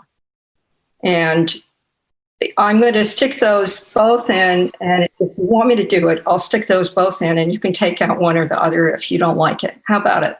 I think it's a good idea for you to do that, put it together and bring it back to the board, and then we can hash it out. Mike, I have one more quick question. Go ahead. I'm sorry for interrupting you. This is where this starts to break down for me. Let's say there's a controversial vote in town, and we have not deliberated on it, and we receive 50 emails from people who are making their position clear. And we have a precedent that we answer emails. It starts to get messy because we do get pressure writing campaigns. We do get campaigns where we haven't deliberated and voted, and they are addressed to the board as a whole. I'm at loss for how to. I think it's more appropriate sometimes to not answer, and so I think that. I think that there's a lot of dicey areas that I've noticed. And I tend to just answer ones that are directed at me personally, perhaps complaining about something I've done and so forth. But it starts to be advanced deliberation sometimes where we haven't deliberated on the issue, but we're going to respond to the constituents. So that would be one area that I would want covered in the policy, because I honestly am a bit at a loss on that one. Well, here's the thing is that when somebody writes an email to the Board of Selectmen, they're writing it to all of us as a select board. And then each of us as an individual has a constitutional right to respond and give our opinions. We're not violating open meeting law. So there's really no way you can stop us or any board member from responding to a constituent in any way, form that they desire, so long as they don't violate an open meeting law. No, I'm not trying to take anyone's First Amendment rights away. As soon as you say you can't respond, that's what you're doing. I mean, it's not legal. I'm saying there's a prudence and a decorum, perhaps, in not responding to everything that comes through the transom, especially on issues we haven't had a chance to deliberate on. Because what if you respond one way to the people and then we have some deliberation, change your mind during the debate? That's on you, you know? I don't think everybody responds to every single email. I don't respond to all the emails. I doubt anybody does. Mr. Chairman. You got your hand up, Maria. If you want to, I just saw you raise it in here. If you want you to be recognized, just raise your hand on Zoom next time. But I see you, so go ahead and speak. I appreciate that. Thanks. So those emails also come to me and Mike Travato as well. You certainly have the ability for us to put something on those email, automatic reply onto those emails, just to automatically let folks know that the email's been received. And, we can add something to that auto reply that says, something like members of the Board of Selectmen or the Select Board may reply individually or, as a group or something like that, if you thought it might help to qualify it. It would be really hard to say that individuals of the board can't reply whenever they choose to. I don't think there's any way that you can constitutionally prevent anyone from replying to something if they choose to. I would violate that policy regularly if we made that policy. That's all I'm saying. But if you thought, I agree with what you're saying, Maria. Yeah. Yeah, I'm seeing so many come through related to the bikeway issue that I feel it's probably a good idea to at least acknowledge receipt of those emails, to say, yeah, we've received them and the council will take those under consideration. Mike, may I address that, please? Yes, go ahead, Helen. Yeah, so back in the day, guess what, Maria? You're spot on. And we can now do it electronically. Back in the day, if you wrote into the select board, you were automatically sent a piece of paper and an envelope and a stamp that said select board had gotten it. And then it got to be all too much and people started using computers. So what would be good, because sometimes we get follow-up emails saying, haven't heard a thing, right? And people don't know if it's gotten through, would be if every time something comes in, and we're now, Maria, you may know this, if something comes in on paper, we get a scanned copy of it now. We don't have to go to the office because that wasn't happening efficiently. Not everybody was seeing what was coming in on paper. So we get everything electronically, and it would be really great if all those people got an automatic line saying, this has been received. I think that's a really good idea. And what about the rest of you? I think that it's a great idea, and I think if that response said something along the lines as, if individual select board members respond to you, please note they are responding as individuals and not representing the select board as a whole, just as a unless otherwise measure. And then we don't get caught up in a situation where we made a policy saying specific language needs to be on your letter and you write it in the reverse order or you imply it in some way. And then somebody's like, you violated your own policy because you didn't say it like this or like that. So I think it's clear that we're not supposed to represent the board. That's already written in the policy when we respond. So if we can have something like that, Maria, I think that would actually solve the problem personally. Let us take a shot at writing that, and we'll share it with you and see what you think. Does everybody else feel that's all right? There was one thing I wanted to talk about also because it was brought up, and that was social media. And this, may not be the time to really dig into it, but I think it's sort of, it could be brought up, but I think actually I'd rather put it on a topic for future discussion as social media policy, because we have a social media policy, but it's deficient in a couple ways that I think we need to address. I have one person from the audience. I'm just going to call on him because he's been waiting with his hand up for a while, and there's just one of them. So Josh. Good evening, everybody, and thank you for calling on me. I just want to say that I enjoy the personal opinions of the select board and reading them, and it makes me feel like I'm more connected to this community. I would also encourage for future discussion if the select board would consider publishing for public record all letters sent to the select board so that we could have a more open government.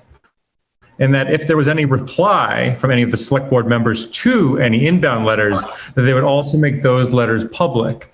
I find that there's probably a lot of common concerns that could be quickly allayed by just having a public record of questions and answers, but also sometimes somebody might have an issue that they might be too shy to ask, but they're willing to follow someone else. And I think a more open government is a better government. Thank you for your time. Josh, I'll just reply to that. There is a means to there's an open records request law. So it is all public record. Any email sent or any correspondence sent to the select board is a public record. I don't know that the town has the capacity to actually release all that stuff all the time without. It would bog down the website like you have no idea. So with a public records request, any information that you would like to know about any specific subjects or correspondence can go through the town clerk, and it is a public record. It would go through to the select board members that are involved. They would have to send that correspondence to the town clerk, and then you would receive that information within a fixed amount of time. The exception to that is when you have a matter and you've had a public hearing, you hold the hearing open. And anything that comes in during that time that hearing's open should be accepted into the record by the board and be able to be viewed by the public. And it is, and that's what the correspondence report is for this packet. That lists all the emails that you get, and if anybody says, Courtney, I see you got an email to the board on August 11th titled Bikeway from Nancy Miller, can I see it?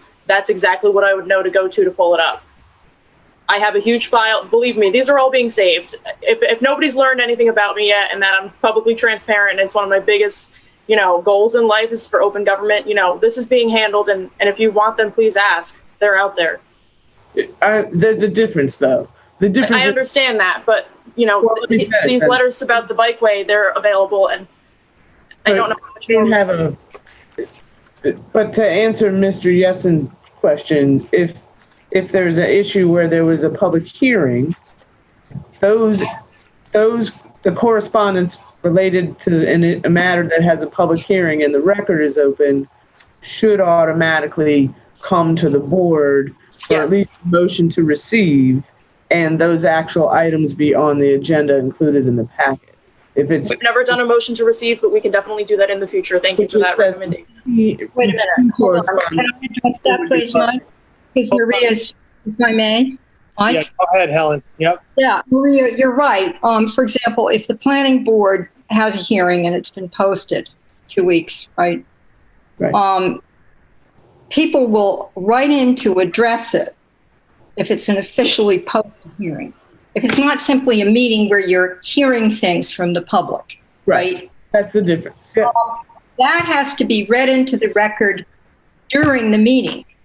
It has to be in the homework for the hearing. And they have been.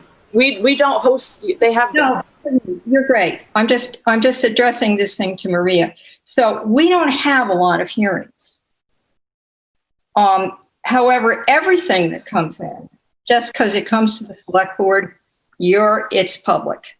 So there are two different things. One automatically read during a hearing, and the other one is just public record. Thank you.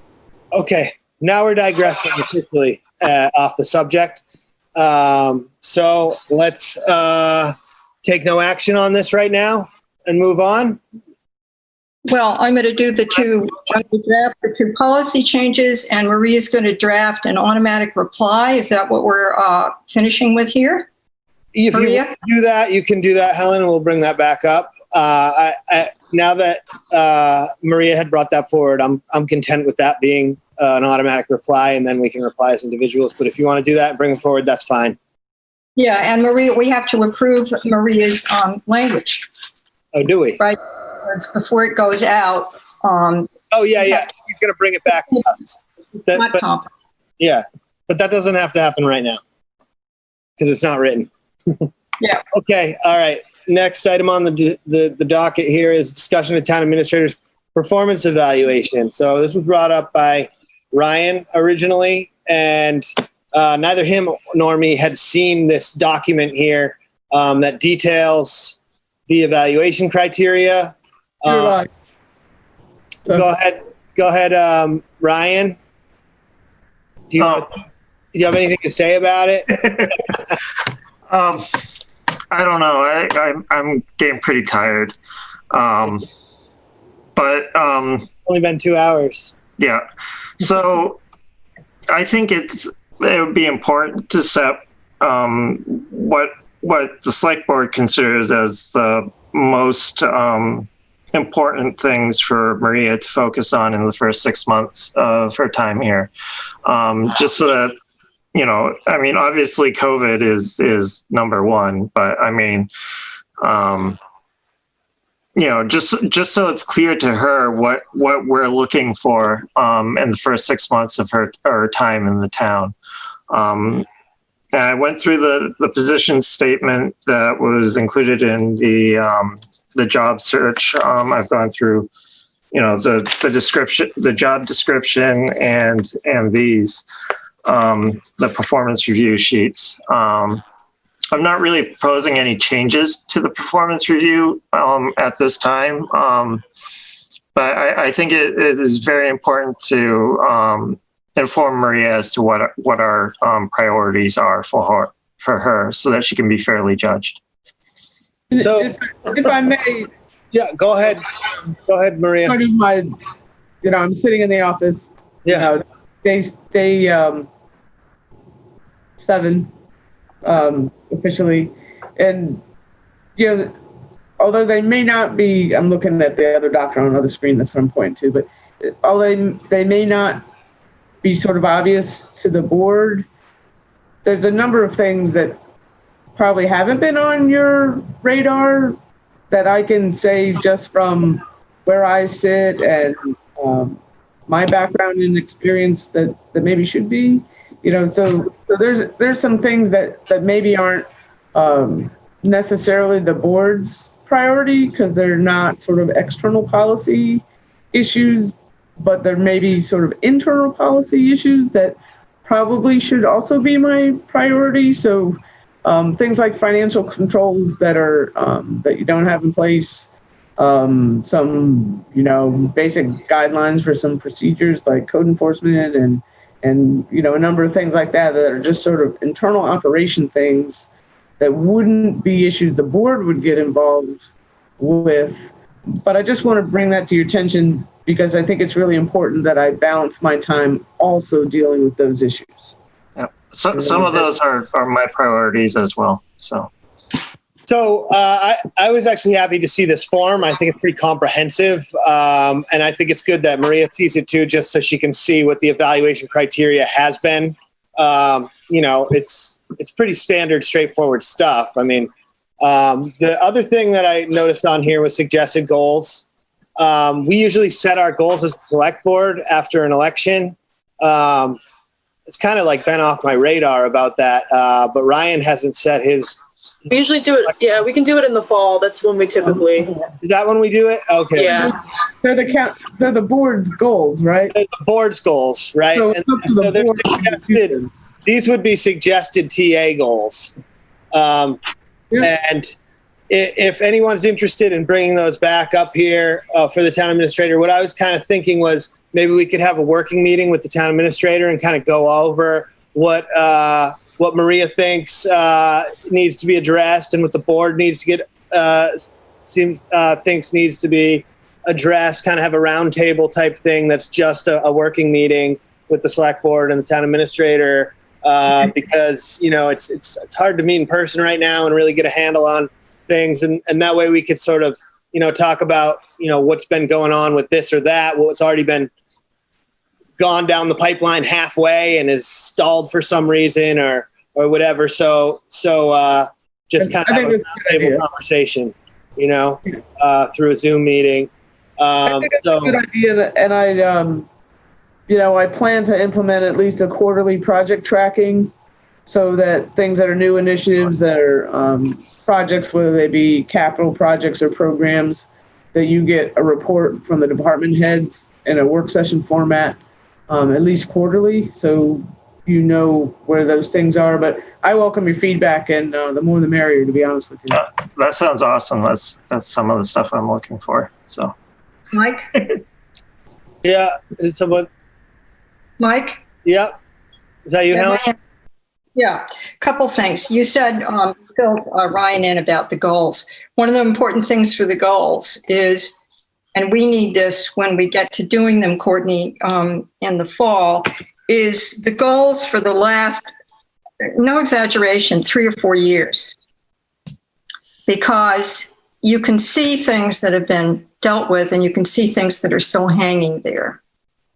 And one of the most important things through you, Mike, to Maria, and we did this last year, and we did it in the past too, is instead of everybody sending in their goals and then they get summarized and somebody interprets, the general consensus, the TA gets to hear specific language exactly as written from each one of the people on the select board. And then, of course, we all discuss it in public, right?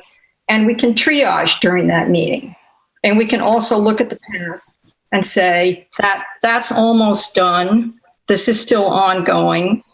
And specific concerns very often can turn everybody else on, which is why, in my opinion, and this is based on experience, you don't want to summarize and generalize them. It's a very important meeting if it happens with real input and not just kind of a vague direction. Are you talking about our goals in the fall? No, I'm talking about the select board's goals. Yeah, okay. I just want the topic on the on what we're on here, which is this performance evaluation, basically. Yes. But I did bring it up. I digressed first. I'm sorry. Ryan brought up this document, and then he now understands that the goals are different in a sense, but they are what give the TA direction. Exactly. Yeah. One thing, I've been through this quite a few times, and I agree with Maria. There might be some things on here that we could add, and I hope that we get to see what you're thinking of, the specific language for that within this format. But right at the top of it, it should say, insofar as it is possible to determine, because a lot of these things, no matter how attentive we are, we will have no idea as to how the town administrator is functioning. Even if you hear from staff, staff can approach a select board member, select board can't approach staff, and select board member can't tell staff what to do. We know that. But if staff contacts a select board member, that's input, and I get that sometimes. So I think that at the start, when we get to this, we're not there yet. For me, it's just been working for a week, But when we get to the stage where we're going to do the assessment, which typically happens once a year, I really hope that that line is at the top of it to make it accurate so that I don't have to add a note saying, I have no idea about this, Kind of goes without saying, though. No, it doesn't, because some of us have a very good idea of what a certain department is doing or whatever. You know what I mean? I got you. Thank you. Yeah. Okay. Justina, you got your hand up? Real quickly, because I know Ryan said he was getting tired a little earlier. So I'm going to add a phrase I heard him say when the performance evaluation came about, which is that he felt it was only fair, Maria, that you knew where, what the documentation was well in advance of this future date and time. So it was meant as a friendly gesture by Ryan. And it's taken that way. Thank you. Yeah, well, you've only been here 10 minutes, so it's kind of better. And I think the work meeting would be really great. I think that sounds like a fabulous suggestion of Michael, and I think Maria picked up on it. And, so that's what I have to say on that. Janet? Yeah, thank you. I welcome the feedback. I really do. Yeah, well, a couple little things. The work meeting is great. I think we all do. I mean, Maria has just been here, 8 days, 9 days. And there will be a review 6 months, 1 year. So I'm hoping that this document that Ryan put out is just to give Maria a background, but would be really helpful to Maria is one, each person either meets with her in person in her office, like she gave us suggested, or give her a call, whichever you're more comfortable with, and share then what your goals are, your priorities. Give her some background on all of this, between the Herring River, dredging, housing. She's got to catch up, and we've got to help her. And then we could have whatever Mike and Maria can set up, a convenient time for us to just sit around the Zoom and discuss different things and give her the background on projects and stuff. And she was given some goals to fulfill when she was first hired, and I'm sure she's working towards that. Let's see, anything else I left out? So the goals for Ryan to know this too is that we do choose some goals that we want to work on individually or take charge of, or it gives us a way to measure not just her achievements, but the town's achievements with us. So, so let's get these meetings going and talk to her. You ready for an earful, Maria? Okay. I'm sorry. Yeah. Ryan, one more thing. So I would say I'd be very careful about having all of us meet with Maria and giving her directions separately. I'm going to correct you right there, Ryan. I did not say give her direction. I'm saying she needs to be filled in on what's been happening for the last 400 years. You know, she just needs to get more Wellfleet through. That's all I'm saying. We're not. Yeah, I mean, I get that. It's just if we go in there with, you know, I mean, yes, we all have our own goals, but if we, let's say two of our goals contradict one another, and one person says, you know, oh, you didn't do this that I really wanted, and the other person says, oh yeah, you did do this that I really wanted. You know, that puts her in a not a great position. That's okay, because it's my job to hear both sides of and try and figure out a way that maybe, you know, we could meet in the middle, you know, that all of you can meet in the middle. So I don't mind hearing conflicting sides of the story. I would rather hear them than not hear them, to be honest. And then I might be able to suggest some things that might get you to something that you would agree on. So I'm happy to hear conflicting opinions. That's my job. I do think it is really critical. So the goals that were assigned to Maria when she was hired were get certified. What were they? Getting certified for for procurement. So we're not. I want to get into point of order because this is getting. These are what you're judging somebody's performance off of. Is basically how they perform in meeting the goals of the position. That's. No. Can I say something? Ryan? Hold on. Let me just recognize people for a second. Ryan, you can finish what you're saying because you didn't finish your sentence, and then we'll try and wrap up this conversation. But go ahead. All right. Well, I just want to be able to be pretty clear as for Maria. I mean, it doesn't have to be decided tonight, but kind of what our priorities are for her and for the next 6 months when we do her first performance evaluation. So on this evaluation sheet, there is a spot for suggested TA goals, right? So if you have a suggested TA goal, I would say, why don't we bring it to that roundtable meeting? And we can put it on there. You know what I mean? That's up to us whether we want to put that on there. It's for the entire year, 2020 to 2021. We can't expect too much to happen in 6 months. It's not like we can be like, we want you to remove, whatever. You know what I mean? We have to be realistic about it. But if you have a suggested goal, I mean, there's a spot for it right here on this review sheet. So I think that's something we could bring up at that meeting. If you have it, write it down, bring it to the meeting. Helen?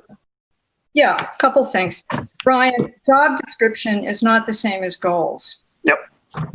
I believe that formal setting of goals might even be in the charter, although I can't remember that. But I suggest that what we do is, Courtney just sent this to us, by the way, is Maria is picking up where Dan left off. And the most important thing is, in my opinion, that Maria see the goals for the last 1, 2, 3, even 4 years. This will give her a lot of information, and she will see what goals there are in place right now. I suggest that we stick to the schedule of redoing the goals in the fall, as we always do, and that we ask all of us to submit our suggestions and do it the way we have done it in the past. But that the work meeting you're discussing,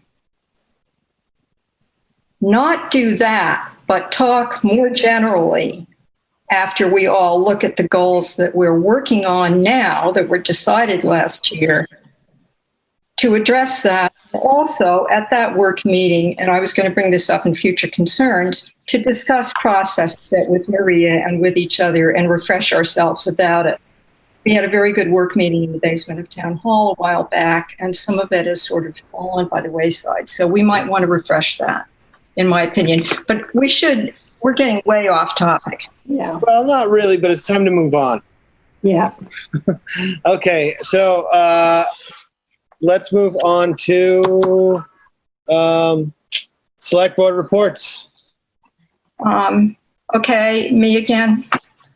As you know, I've been meeting with the group, the committee that is not a municipal group, but a committee comprised of people from the park and me and some people from the Lands Office, which is a Park Service agency.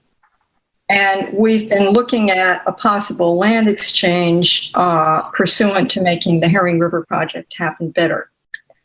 And you're going to get another set of the minutes notes that you got the first meetings, that document about the first meeting. And on Friday, I was asked to meet with Brian Carlstrom and the planner from the park, Lauren McKean, and we're going to actually look at a park wish list. Now, remember, I'm not negotiating with them. I'm going to retrieve the information and bring it back to you. And I'm reporting this to you and also saying that you will then get 2 documents. You'll get notes about our last meeting that we had. There's only been one since you got the notes from the first one. And also notes from the meeting on Friday morning, which will be brief and which will include maps and so forth. The other thing you're going to get, and I asked the planner for this, is with no opinions from me, but you're going to get a document that outlines the checklist that a park has to go through, a national park has to go through to transfer land.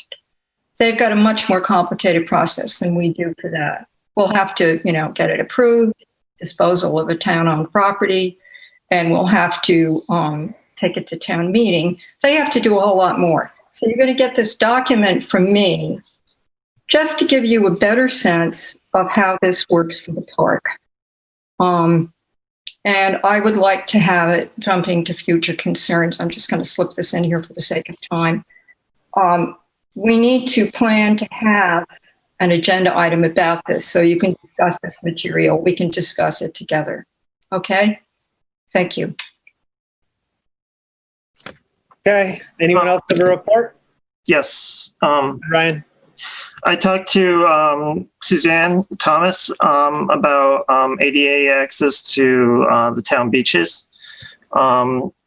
The current status is that Long Pond is the only beach that has ADA matting. It allows somebody in a wheelchair to get to the water and get into the water if they so choose. The beach wheelchair that is usually available through the beach department to loan out, they have not loaned it out this summer due to COVID concerns. It is also due for replacement. At Gull Pond, there's a floating wheelchair. And then at the end of the summer, when Suzanne will give us her report on the beaches, she might include recommendations about where ADA access may be improved within the town beaches. That's it on hers. I don't know if this is the right spot to bring it up because it's in correspondence, but how we might respond to David Ager's email or letter. So.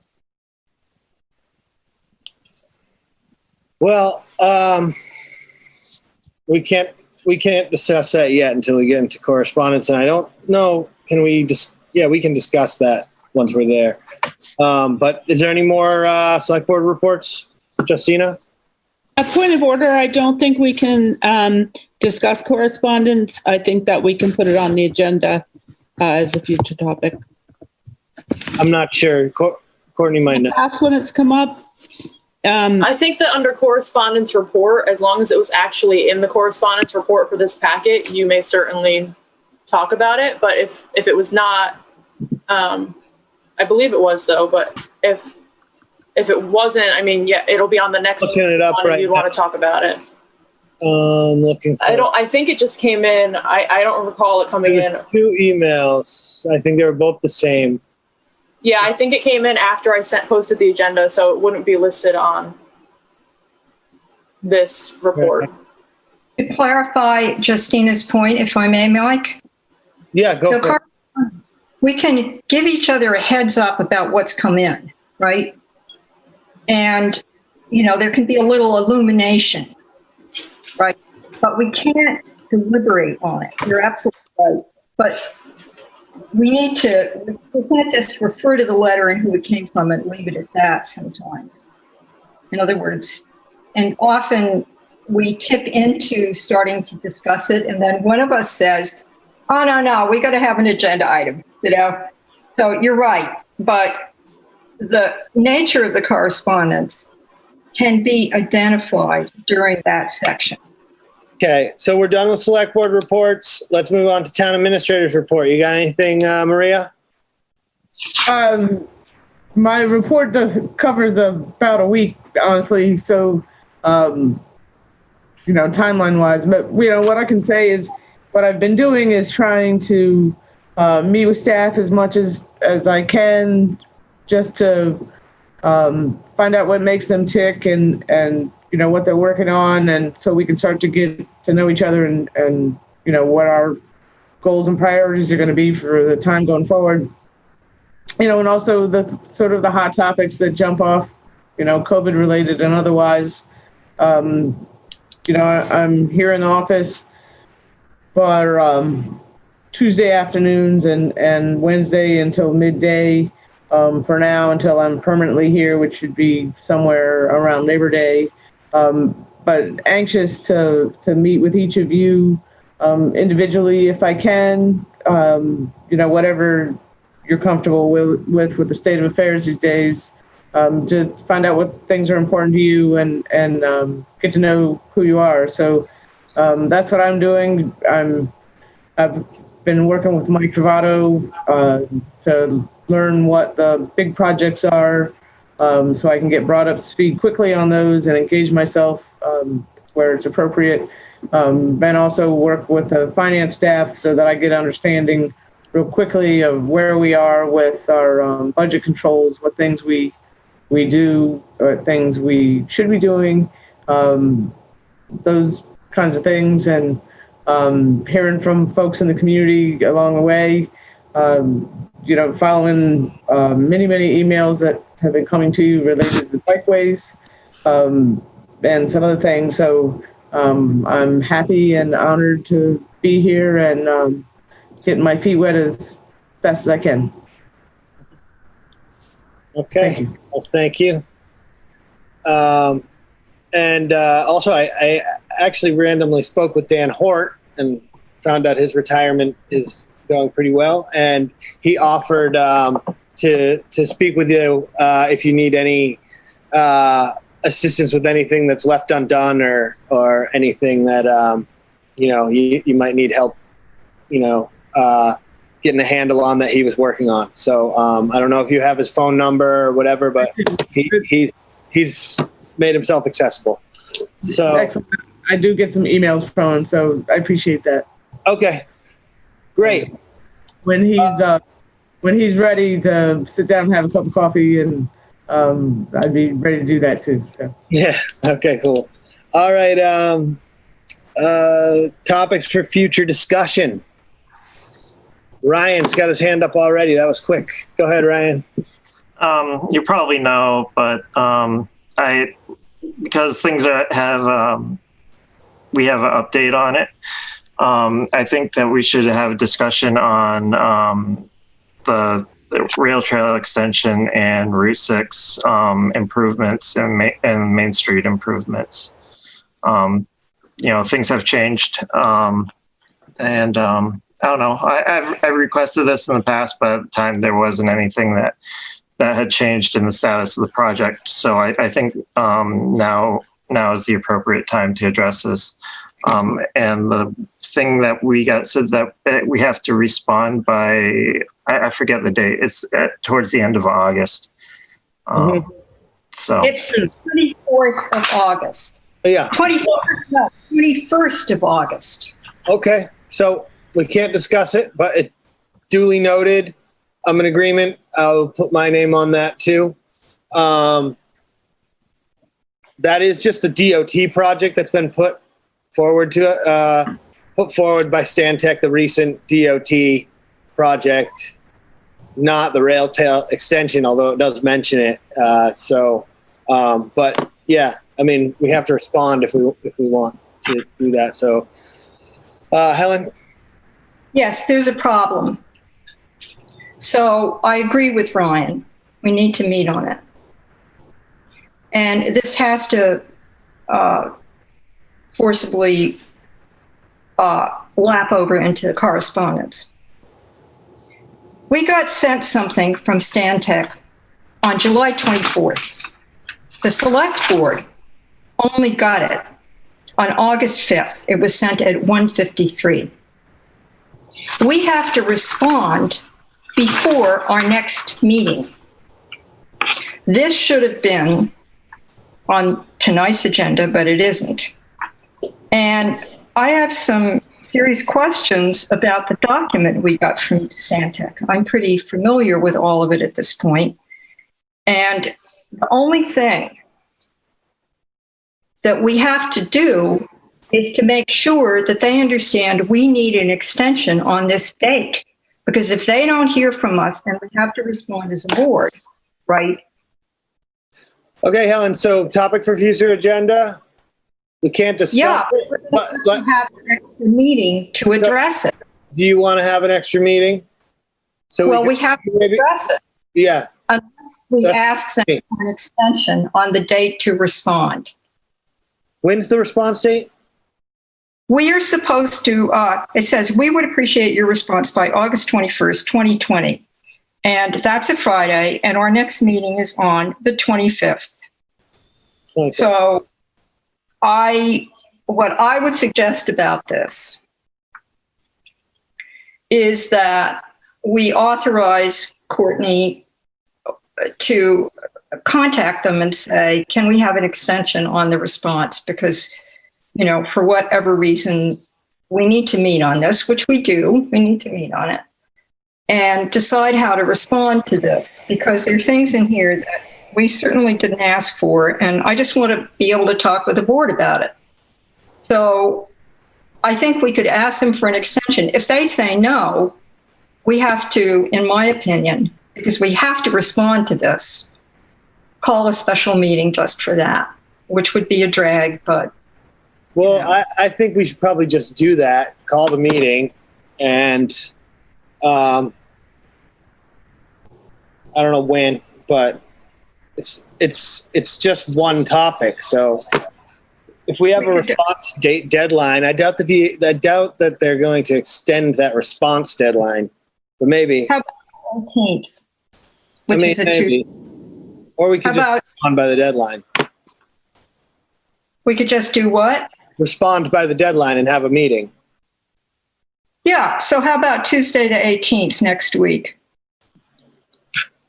I'm sorry, Helen, where are you seeing that the due date is the 21st? On the letter from Stantec. Oh. Page 202, third paragraph down. It's underlined. It says, we would appreciate your response by August 31st, 2020. No, it does not. I'm looking on the letter at I'm reading, it does.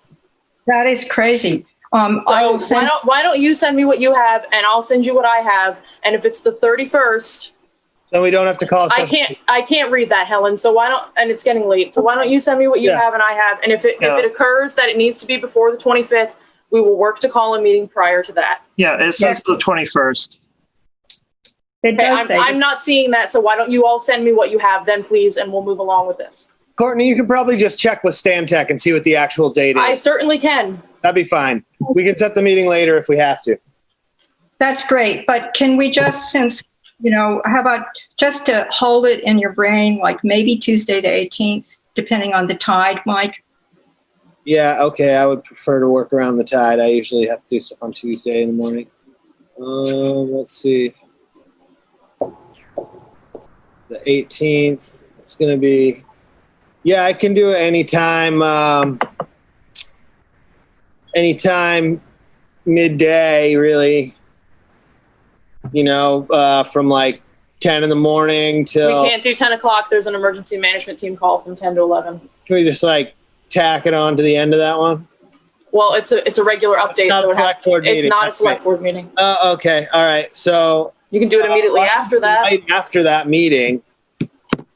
And because that way we're probably going to be on that. A lot of people are going to watch that. A lot of us will be watching that meeting anyways. And then we could just, well, they usually an hour long, so we could do it at 11. Okay. How about the rest of us? Does that work for anybody else? 11 Tuesday? We don't even know if we're going to do it, but. Well, it seems to me that if we have an emergency management meeting, they often go more than an hour. So to say 11, I mean, it might be more likely to say 11:30 or 12, or even do it earlier than the 10 o'clock meeting. I could do it at 9. I can't do it at 9 that day. I can do it on Wednesday. I can do it on Thursday. I can do it on Monday. And I can do it anytime after the emergent EMT meeting on Tuesday. Do you want to just do it Wednesday at 10 a.m.? Does that work for everybody? If we do it, yeah. It should only just be, it's one thing on the agenda. Is it? Right. Just a response to that. Hey, one comment, Mike. Yeah. According to the communications policy we were talking about, everyone could just respond individually. No, it's spam tech. I'm not trying to be obnoxious, but this is why I think there is a distinction. And now, like, if it was so great that we all spoke up every time we got a piece of communication, we could all. That's. No, they want to vote from the board. Yeah, that's completely different. They're soliciting the select board as a board. But wasn't there a long list of people? I think your name was on, Mike, and there was a whole long list of people they were soliciting. I get the point. We're supposed to meet and deliberate, but I do think we do speak, we deliberate and then speak as a body, I think is what's appropriate. I'll be available when everybody else can be. Mr. Chair, Mike Hurley. Yep, Chief Hurley. Yeah, that EMT meeting, we can get done in an hour. So if you, don't want to hold another day, we can get through it and get you guys on at 11. I would prefer to do it on Wednesday, but I'm open to anything. Okay, let's just try and set it at Wednesday at 10 if everybody can do that. And then if we don't need to have it, we don't need to have it. If the date's actually the 31st, then we're fine. So tentatively, Courtney? Yep, tentatively for Wednesday the 19th at 10 a.m. I can't do Wednesday. Oh, you can't do Wednesday. Okay. What day can you do? I can do, just Wednesdays are bad for me. I can do, Can we do before the EMT call on Tuesday at like 9? Sure. Can't. Ellen said she couldn't do 9. Okay. Yeah. God, I can't do. I hate scheduling. Can you all just email me your availability for next week and I will work to do this? Courtney, Thank you. You're welcome. Yeah, that sounds fine. I'd like that. Okay, can we move on? Yeah. All right, great. So almost done here. We just have, I'll flip my paper over. Minutes. So, wait, topics for future discussion. We're still in that. Oh, I thought we did that. We did that. Didn't we? Yeah. I only have rail trail extensions. Does anybody have anything else? We have response to Stantec / rail trail extension. Yeah, well, that's what I meant. Yeah. And we also have, do a placeholder for the discussion of the land swap with the park. I asked for that earlier. Land swap.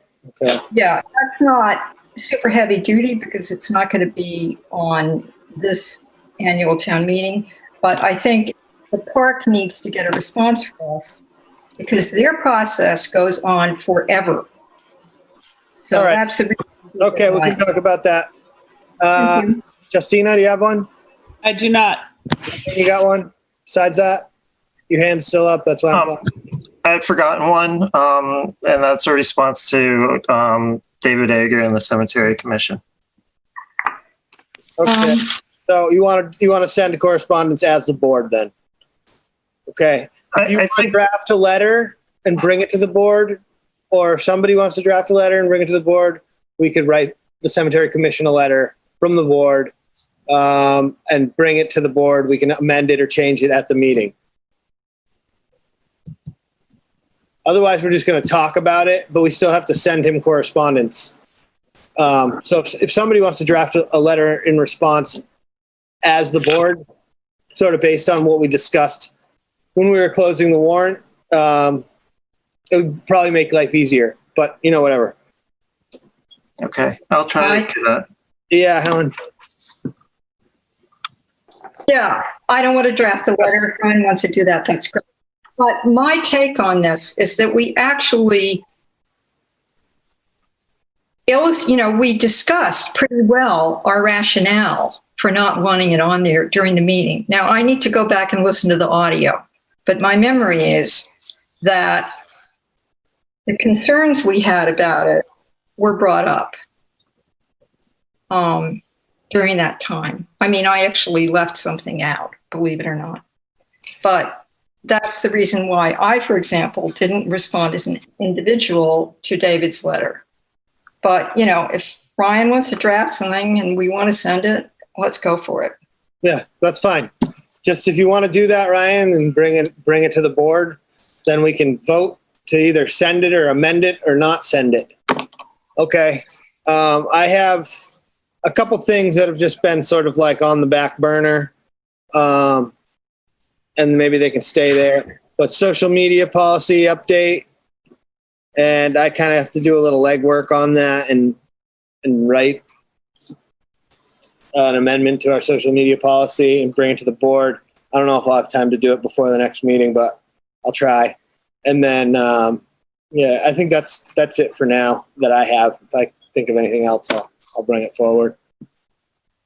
Okay, nothing else? If you something later, you can. Okay, go ahead.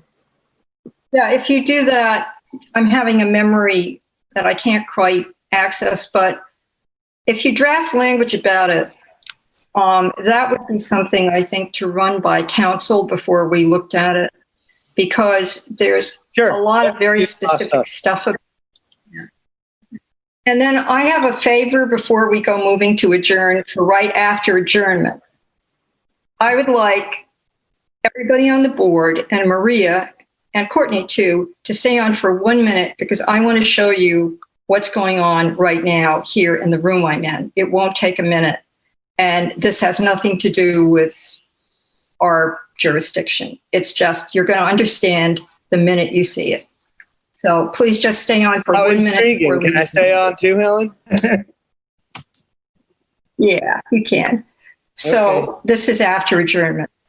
Okay, so point taken, Helen, on town council, but I think maybe we should look at it and then send it to town council before we bother town council on it. Town council is going to have to look at it anyway.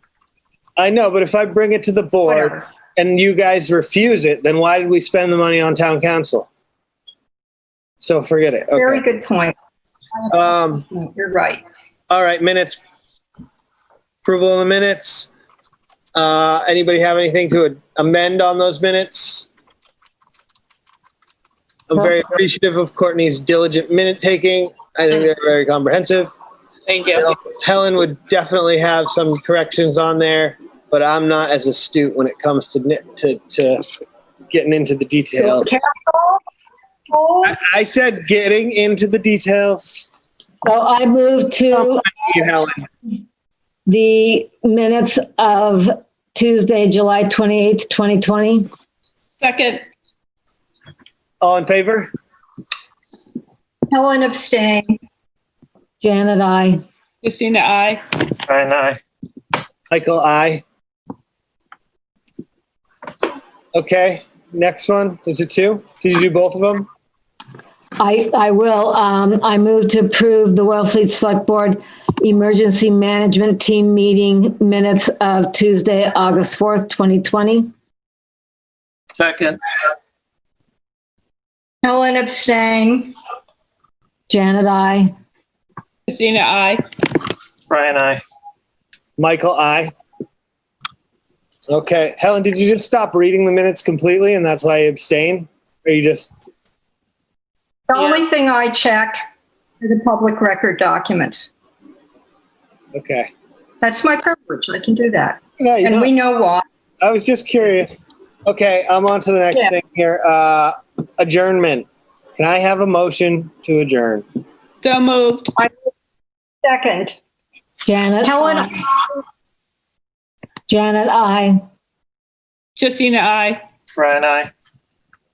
Michael, aye. This meeting is adjourned. All right. Wait, okay. Okay, all right, Helen. Hold on a minute. You're going to get it. All right. This is a night blooming cereus. Can you all see it? Yes. Can you guys see this? Yeah, we see it. Those are cool. Cool. There are 32 of them. A couple of things before we get started. There have been a lot of documents flying around.